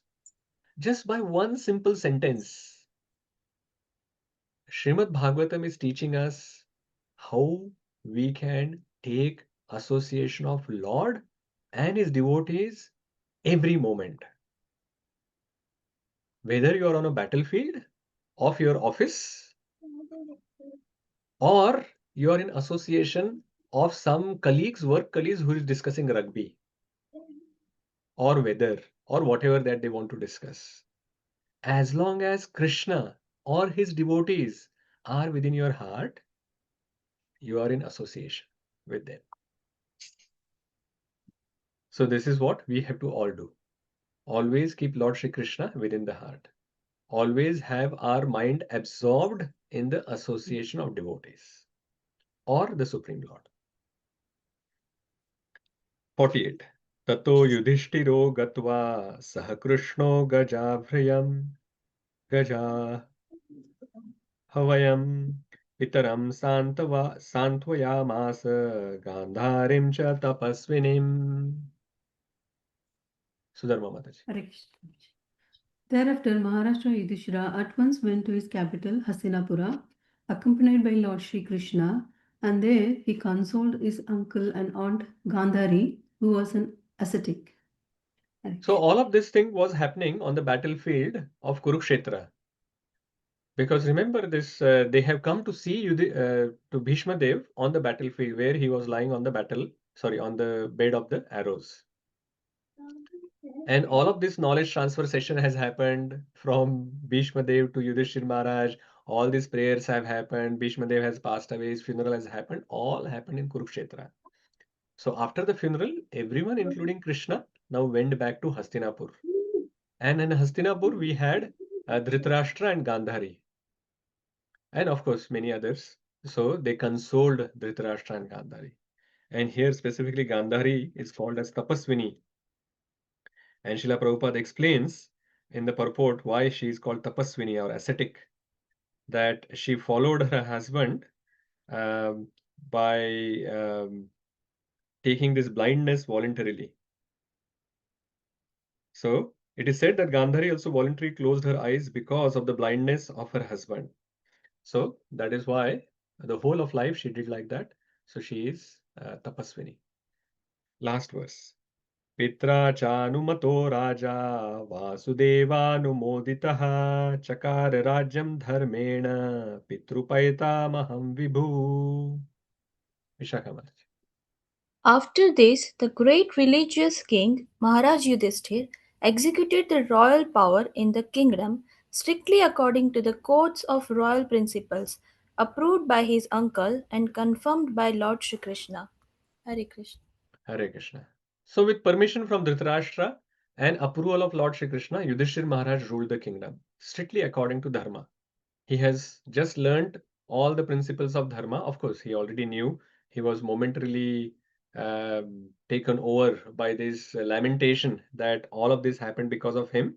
So Bhīṣmadeva explained to him that it was all Krishna's plan, and Krishna wants you now to become the king. It is as per his plan. So you have to perform that duty. And of course, he also told him about the Raja Dharma and Dana Dharma, Varnashram Dharma, Bhagavad Dharma, Moksha Dharma, all of that he had explained. So based on those principles that he learned and with permission from Dhritarashtra, he doesn't have to take permission from Dhritarashtra because he has already defeated Dhritarashtra's party, but he is not taking Dhritarashtra as his enemy still. He's still considering that he's my uncle and he's my elder. So he took his permission and he took approval from Krishna, and then Yudhishthira Maharaj ruled the kingdom strictly according to dharma. And the next chapter will explain in the beginning some of these, how wonderfully Yudhishthira Maharaj was ruling the kingdom. And then it will explain finally Lord Kṛṣṇa departs from Hastinapur. And then the next chapter, 11th chapter, explains how he is welcomed in Dwarka. So we will start talking about that in the next session. But we will pause here. Very wonderful chapter, passing away of Bhīṣmadeva. We have seen Kunti Maharani's prayer in the previous chapter. Actually, we saw Arjuna's prayer first, then Uttara's prayer, then Kunti Maharani's prayer. Now we have seen Bhīṣmadeva's prayer. And next chapter also is going to have another prayer. So we will have a look at that next time. So Srimad Bhagavatam is full of these wonderful prayers, which is teaching us how to actually offer our prayers to the Supreme Lord, and what kind of feelings different devotees have towards the Lord, and how they actually these prayers are full of tattva and leela together. We were talking just recently that how tattva and leela both are important in our life. Krishna mentions in Bhagavad Gita that May Arpita Mano Buddhir. Krishna always focuses that we have to put our mind and intelligence both in service of Krishna. So Tattva, when we are trying to learn, that is actually engaging our intelligence in Krishna's service. And when we are actually focusing on the pastime or the rasa which is there in the pastimes, then we are actually engaging our mind into Krishna's service. So both mind and intelligence can get absorbed through these wonderful prayers that we are learning, which is full of philosophy as well as full of rasa. So these prayers, and when we learn to sing these prayers as good as what Brajesh Prabhu is reciting, and we also understand the meaning of it, we can definitely make a lot of progress in our Krishna consciousness through these wonderful prayers and through these pastimes. So we'll stop here for this chapter, and we will see if there are any summary points, any reflections, any questions, or any comments that anyone has. Bharadwaj Rishi Prabhu. Hare Krishna Prabhuji. Very insightful chapter in regards to association and how a devotee remembers the pastimes and associates. Remembers and remembers Lord in their heart. Prabhuji, my question is related to association. Like seemingly two contradicting concepts. I was thinking, maybe I was I seek your clarification from you. So we talk about these qualities that devotees should have, and in some scriptures it says that see, when we actually fill our heart with Krishna, automatically these anarthas will go away. So that is one thinking, and the other one is so in the association of devotees only that anarthas will come up, and we get to see what we are doing, and then we get to purify ourselves, right? So are they contradicting each other, Prabhuji? Because see, to become a devotee, see, we have to fill our heart with Krishna. So in that case, it doesn't talk much about association, right? Association, not association or transfer of desires. It's more of physical presence, right? So like how Bhīṣma and even Vibhishana, even though they are in totally wrong association, they fill their heart with the Lord, right? So and they seemingly came out of Maya's clutches. So how do we understand this conflicting? I don't know, maybe I was thinking it's conflicting, but it may not be. No, it is not conflicting, because you are comparing two different stages of our progress in Krishna consciousness. When our mind is completely absorbed in Krishna, at that time we are pure devotees, and at that time the anarthas are not there, because there is no space for anarthas. And when the second part that you mentioned, when we are in association of devotees, in that association itself, our anarthas will pop up. Why? Is because that we are talking about a sadhaka stage. Now at that time, what is happening? We are trying to pour Krishna into our heart, but our heart is filled with anarthas. So when we are trying to pour Krishna, the anarthas are going to come out. They will explode outside, and then those explosions are going to happen around the devotees only. So that is what is happening when we are in association of devotees, when we are sadhakas. At that time we are trying to add Krishna, but we still have our anarthas within our heart, and those anarthas will come out. But if we remain in the association still, then slowly we'll get polished. Just like those stones, both the stones will get polished, and they will become like nice pebbles, smooth. And that is the stage that we are looking forward to. That when our anarthas will go away from our heart, when we will have more and more Krishna in our heart, when we will always think about and meditate about Krishna, when we will relish the association of the devotees and not relish any of the Maya's association that we have in our life. So all of that stage, as long as we know that that is the goal, and then we are going towards it, we are hankering for it, Krishna will help us, because that is the desire that we need to have. I want to become pure. I want to remove this heart, like I want to actually offer a pure heart to Krishna. Because this any impure thing, Krishna is not interested in. He wants love, anything with love and devotion. We have all today seen, if we offer even an arrow with love and devotion, he is accepting it. So definitely our patram pushpam phalam toyam, he will accept it with love and devotion. But this love and devotion is missing in our heart. And that is what we want to develop. So we have to have this desire, strong desire. Oh Lord, I want to purify my heart. And that is not because I want to get known as a pure devotee, because I want to offer this pure heart to you in your service. And that should be our strong desire. And if you have that strong desire, then in anything, like any association, any activity, we will actually think like that. And we will make progress. Did I answer?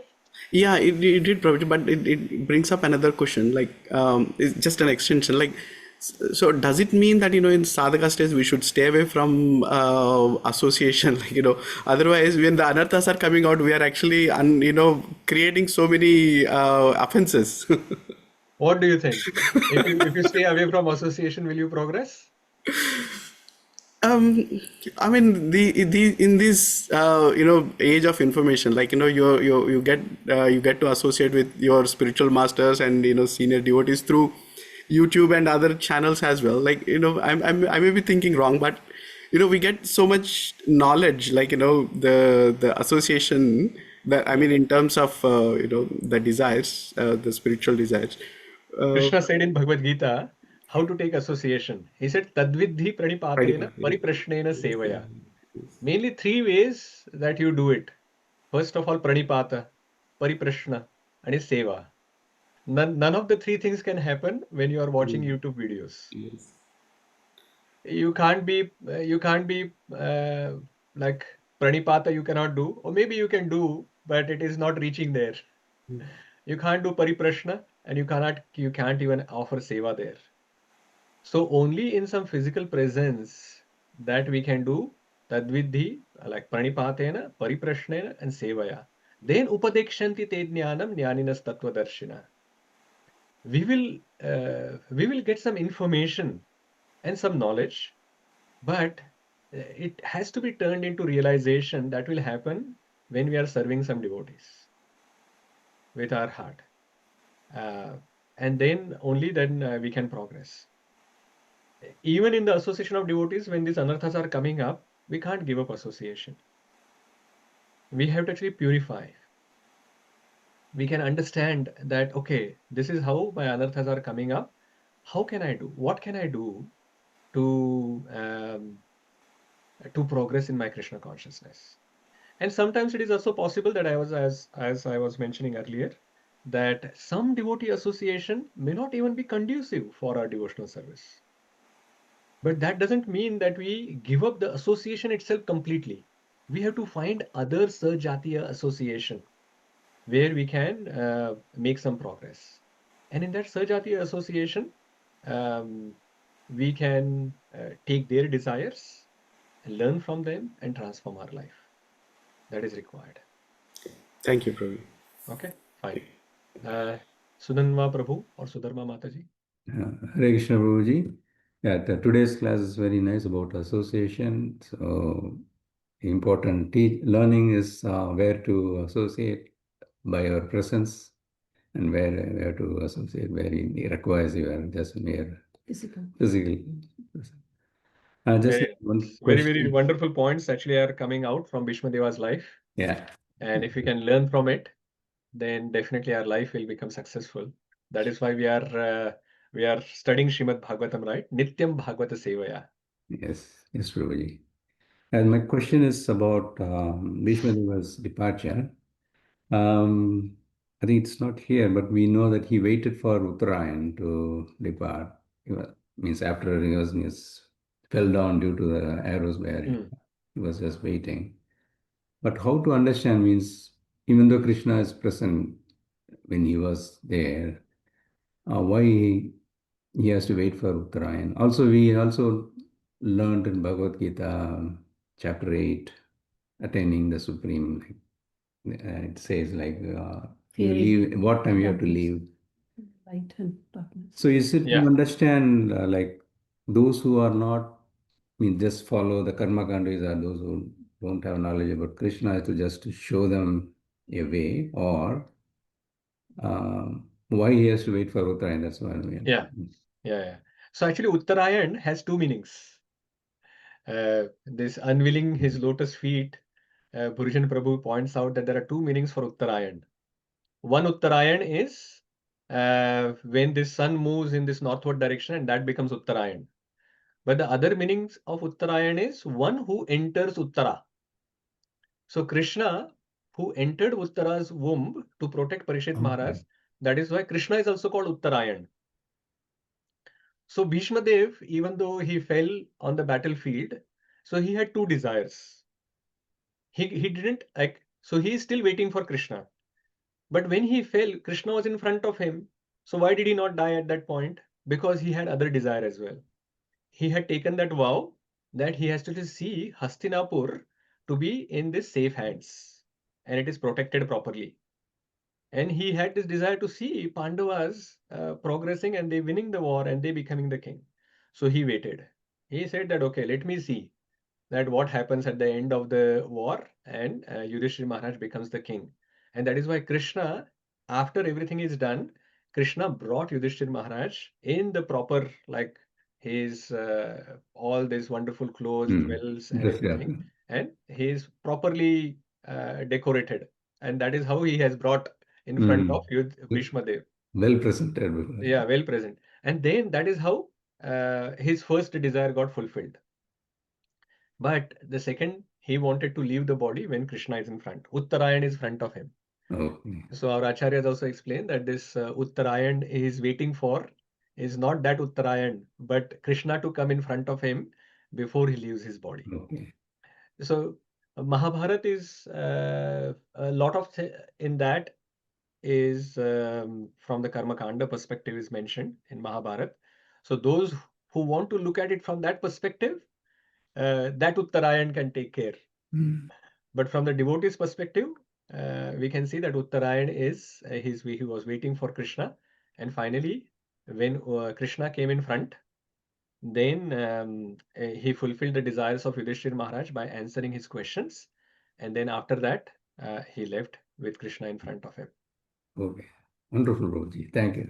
Prabhuji, I would like to share, thank you so much for this wonderful session, Prabhuji. Lot of intakes from this, especially about association. And thanks for your wonderful answer to previous question by Bharadwaji Prabhu.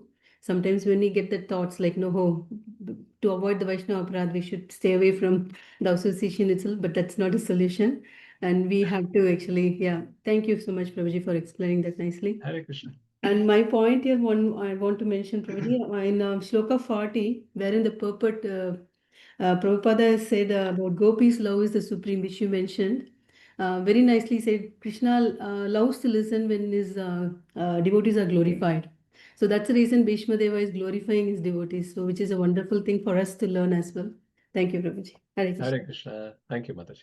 Aparna Mataji. Hare Krishna, Prabhuji. My internet connection is showing us unstable. Am I audible? Yes, you are. Thank you. Well, wonderful. As long class. as only the internet connection is unstable, that is good. Yeah, I agree. Prabhuji, wonderful class. Especially you have covered so many things, especially in the beginning when you explained beautifully how Bhīṣmadeva took, Krishna took the arrows of Bhīṣmadeva in such an amazing way. So I've got two questions. One is a dumb question and another one is a follow-on question. My first question is, Krishna was a chariot driver for Arjuna. Why Bhīṣmadeva has to target Krishna? Why was he wounding him when the arrow should have gone to Arjuna, right? So chariot, No, that is one of the should not get strategies. any wounds, right? No. That is a strategy, Mataji. That is one of the strategy that the warriors use on the battlefield. First, they will try to kill the chariot driver only instead of focusing on the warrior. Because if the chariot driver is killed, then the ratha is stationary or the horses are running away here and there. And then how can the warrior fight at that time? So the easiest way to defeat a warrior is to actually kill his driver. But the driver is defenseless. This is not fair. No, that is fair from the perspective that the chariot, the person who's on the chariot, it is that warrior's responsibility to protect his driver as well as protect his horses.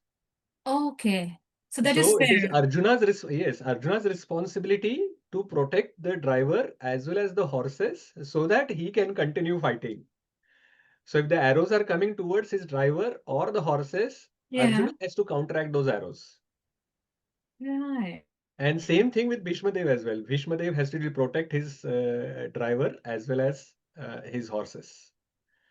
It is mentioned in, like if you remember this, when Krishna was taking away Rukmini and Rukmi came to chase. So what Krishna did, first he killed his driver, then he killed the horses, then he broke all the weapons that was there, and then finally then he captured Rukmi. Correct. So that is how it is a standard strategy in the warfare. Thank you, Prabhuji. I learned something really new today. I was in a wrong conception that the chariot driver cannot be killed is unfair. Thank you so much. My second question, Prabhuji, is you explained very beautifully that Krishna was lovingly accepting the arrows. So, what was Bhishma's mood when he was throwing arrows at Krishna? I know he's a pure devotee, 100%, but he must be doing it with some kind of mood, right? So Krishna was accepting it, loving. What was what was going on Bhishma's mind at that time? So definitely he was not throwing arrows thinking that it is a rose. Krishna is taking it as a rose. Because if he was throwing the arrow like this towards Krishna, Krishna wouldn't get wounded and there will be no blood coming. So he is in Veera Rasa. We are not in Veera Rasa. Like this chivalry mood is different. Because we are not in that mood, we are not able to understand. Bhīṣmadeva is using his bow and arrow to actually fire arrows at the full strength towards Krishna. But his mood is that Krishna is enjoying it, I am enjoying it, let us do it. It is their loving exchange in a Veera Rasa. Only those who are in Veera Rasa will understand it. We will not. Understand. So we can't comprehend it at all. No. And that is why Srila Prabhupada has explained it multiple different ways.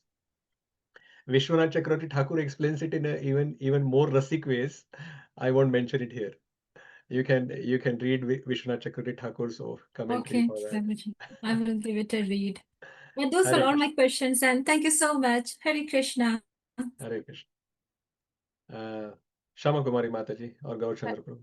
Hare Krishna, Prabhuji. Thank you for an insightful session today. So, Prabhuji, if you allow me, I just want to share something that I read in Mahabharata regarding that how Bhīṣmadeva was feeling actually. So, regarding this Veera Rasa, it is said that what happens is that when Kshatriyas, they see blood on the battlefield, and especially on their enemy, when they see blood coming out of the body, it gives them a lot of pleasure. It gives them further kind of like energy to fight. The more blood they'll see, the more they'll become furious and more nicely they'll be able to fight. So that's why, you know, when he was throwing arrows on Krishna, it was Krishna was equally reciprocating by showing blood to Bhīṣmadeva. Okay, you're throwing arrows on me, and look, from my body blood is also coming out, even though Krishna's body is made out of Satchitananda Ananda.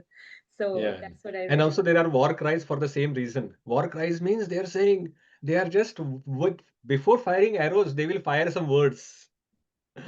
And those words are also full of this anger, and they will try to incite them.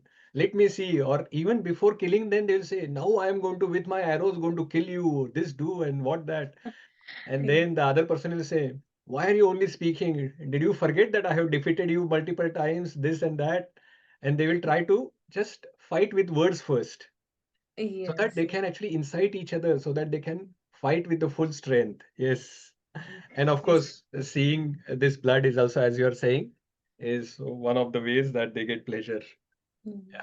Thank you, Mataji, for And sharing. also, Prabhuji, like it's my personal experience that if we read Mahabharata beforehand, or any time when we'll get a little bit time in between, if we just read a little Mahabharata as well, whenever we have time, it really helps us in imagining that how the whole scenario is happening here, like how the Sena is standing and all that. It's really, really helpful in that as well. So yeah, that's one thing, Prabhuji. And thank you so much for explaining today the three important principles of association. The first one is desire to get some spiritual benefit out of the association.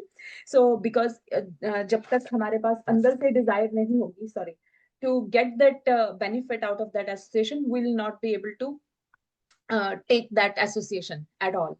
And Correct. secondly, when you said that we absorb the desire in the association, we relish. So this was actually, I think this is the highlight for today for me, highlight of today for me, that it is actually,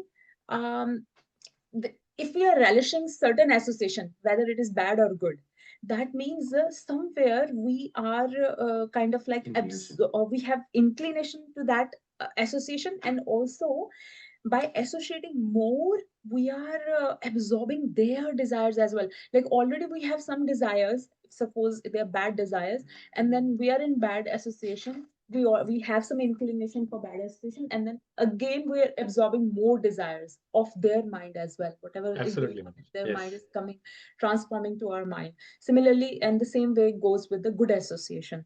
So this is a really, really beautiful point for today. And third one is that we are under Mahamaya and pure devotees are under Yoga Maya. So that's why they are.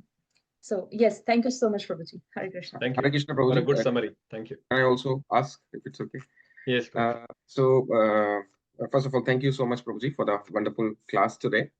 So my question is that, just like we know, that Bhīṣma Pitama, he went to Vaikuntha and he really liked the form, Parth Sarthi Das, and then he now is in the eternal world, and then obviously he says Krishna face to face there. As per Shri Chaitanya Charitamrita Adi Leela, we see that Shri Chaitanya Mahaprabhu, he came and, he want to, like, as we know, out of the five rasas, Madhurya Ras is the highest. From Tattva point of view, all the rasas are no bhed, they're all fine. From the rasa point of view, it's just that they're different. And so Prabhupada also said that, like, just go back home, back to Godhead, and then in few classes, and in few readings, he has mentioned about, going back home, go to Golok Vrindavan Dham, Golok Vrindavan Dham. And then Chaitanya Mahaprabhu specially came to give that Gopi Bhav to, as per Adi Leela.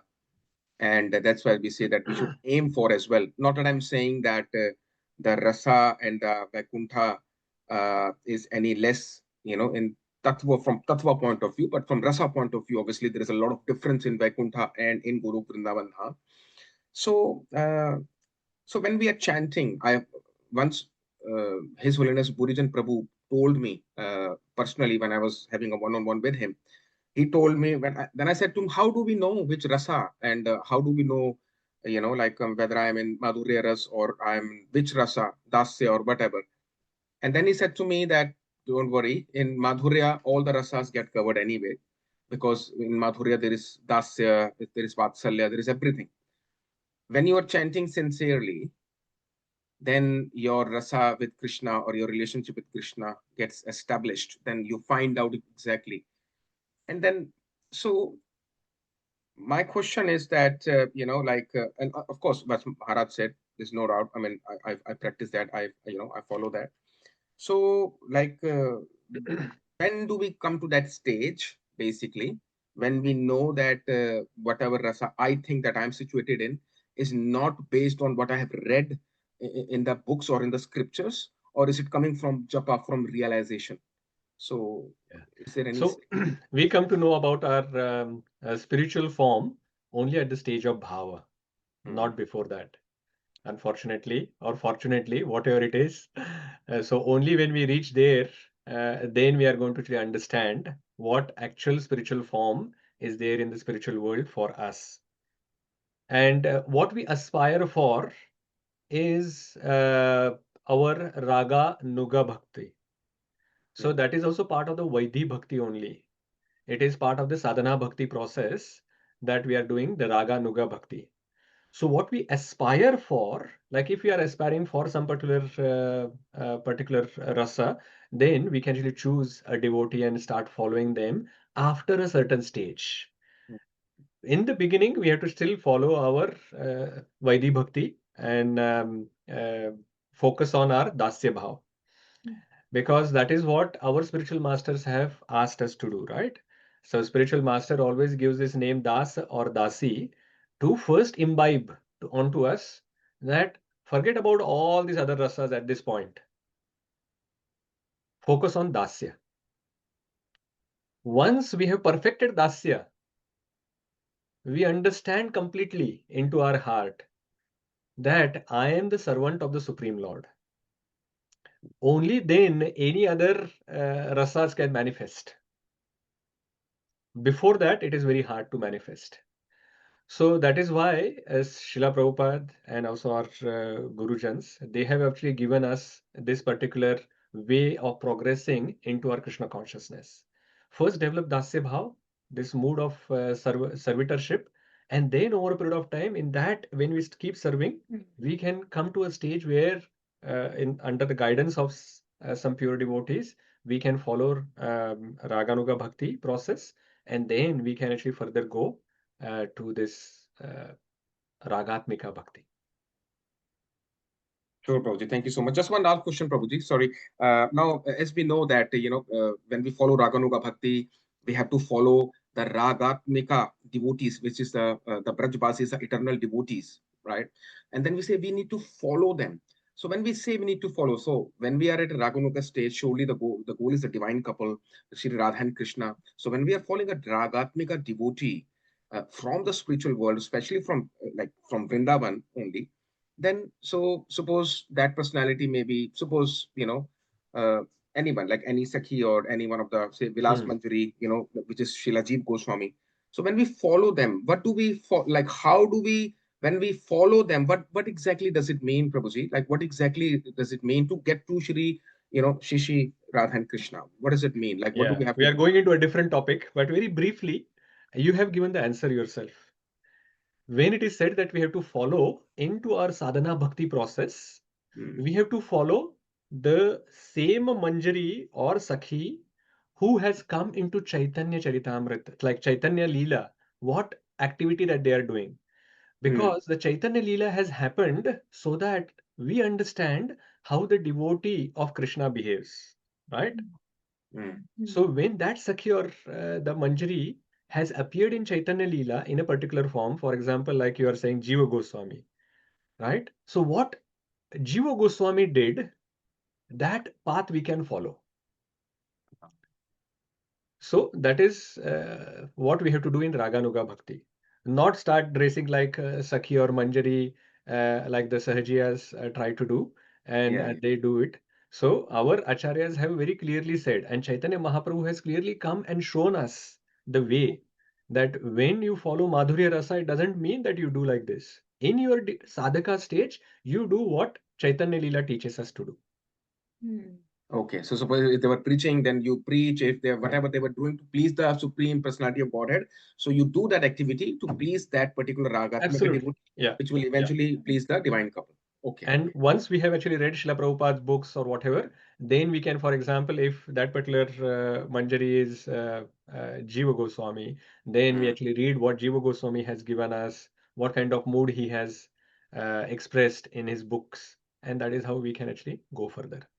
But all of that knowledge is given by Srila Prabhupada through his books. Definitely. So if we keep becoming Prabhupada-anugas, we will reach that stage. But when we come to that level, I think seeking some advanced devotees' help is the best way. Yeah. That's what I'm doing right now. Thank you. Okay, we'll take this last point from Bharadwaj Rishi Prabhu. Is that a question or a point, Prabhu?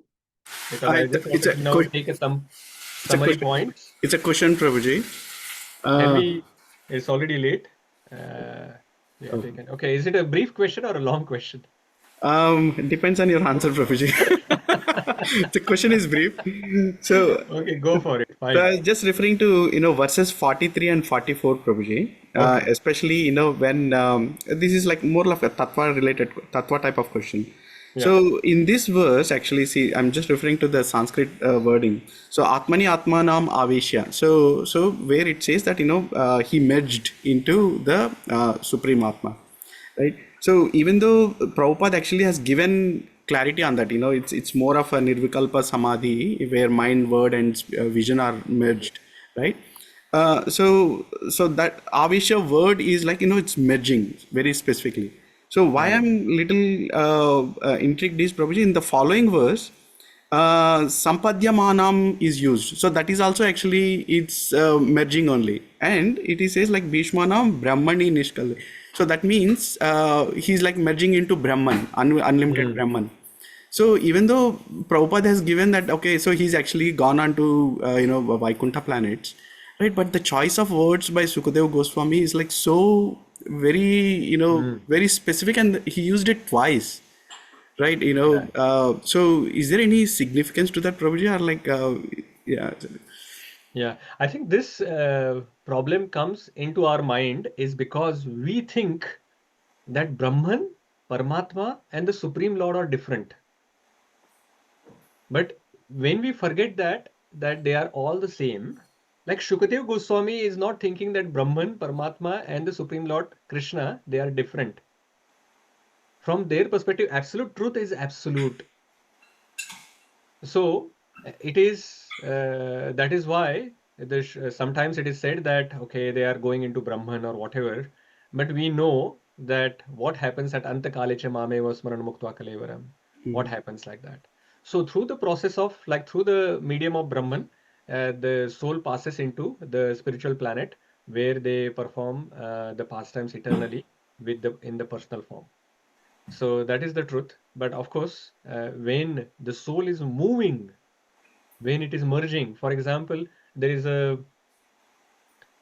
specific description also comes that whenever some person is dying in front of Krishna, then that soul merges into Krishna's body sometimes. But that is not like the mukti, which Sayujya mukti that we talk about. So even though it is shown that it is merging into Krishna, through that medium, it is going into Brahman in that case. If it was someone like Shishupal or whoever, then they will actually just go into the Brahman. And then, of course, because they are Jai Vijay, forgetting that, leaving that pastime aside. But that is how it will happen. But they will go to that actual destination where they are supposed to go. Okay. Yeah. So, so seemingly from those people who do not know about the Supreme Lord, Krishna, they know only about Brahman, they will think that they have gone to Brahman only. But those like Shukadeva Goswami or the devotees, they know that through the path of Brahman, they have reached their destination. Because finally, when the soul is passing from the material world, it has to actually take a path. And that path is through Brahman. So actually everything material and spiritual world is floating in Brahman. Because it is the Brahma Jyoti, it is the effulgence that is coming out of the Supreme Lord's body. So we are currently in Brahman at this point in time. So when the soul is passing, it will go through Brahman, and then it will cross the boundary of Viraja, and then it will go into the spiritual world to Vaikuntha, and if it has to go further, then it will go to Goloka. That is how the stops it will take, but it goes through the Brahman platform. So I think sometimes it is mentioned as they merge into Brahman. Because that Brahman is not just the Brahma Jyoti, it is the absolute truth. Right. Yeah. And that is why all of these other verses are there, right? Where it is explained what happened to Bhīṣmadeva. Bhīṣmadeva, yeah. What was his mood, how he was personal, focus on the personal form. But if we actually just take one verse out of that context and we think like this, then we will think that, oh, no, he has gone to Brahma Jyoti. just like a Brahmavadi. Yeah. Okay. That is not the Thank you. case. Thank you. Okay, fine. I know Surananda Prabhu doesn't ask questions, so I'll take his last point and we will move on. Thank you, Prabhuji. Prabhuji, nice class. I understand where to take decision. Sorry, where to take association and give association. So my other point I wanted to cover today, Prabhuji, in the first sloka you said we should have a clear understanding of body and soul. Then only the decisions that you take will go according to that. Thanks, Prabhuji. Thank you very much, Prabhuji. Hare Krishna. I think we will pause Prabhuji, I've here. got a question on association. Can I text you on WhatsApp or something? Yes, please, Mataji. Thank you. Okay, Prabhuji. Hare Krishna. Srimad Bhagavatam ki jai, Srila Prabhupada ki jai. Jai. Hare Krishna.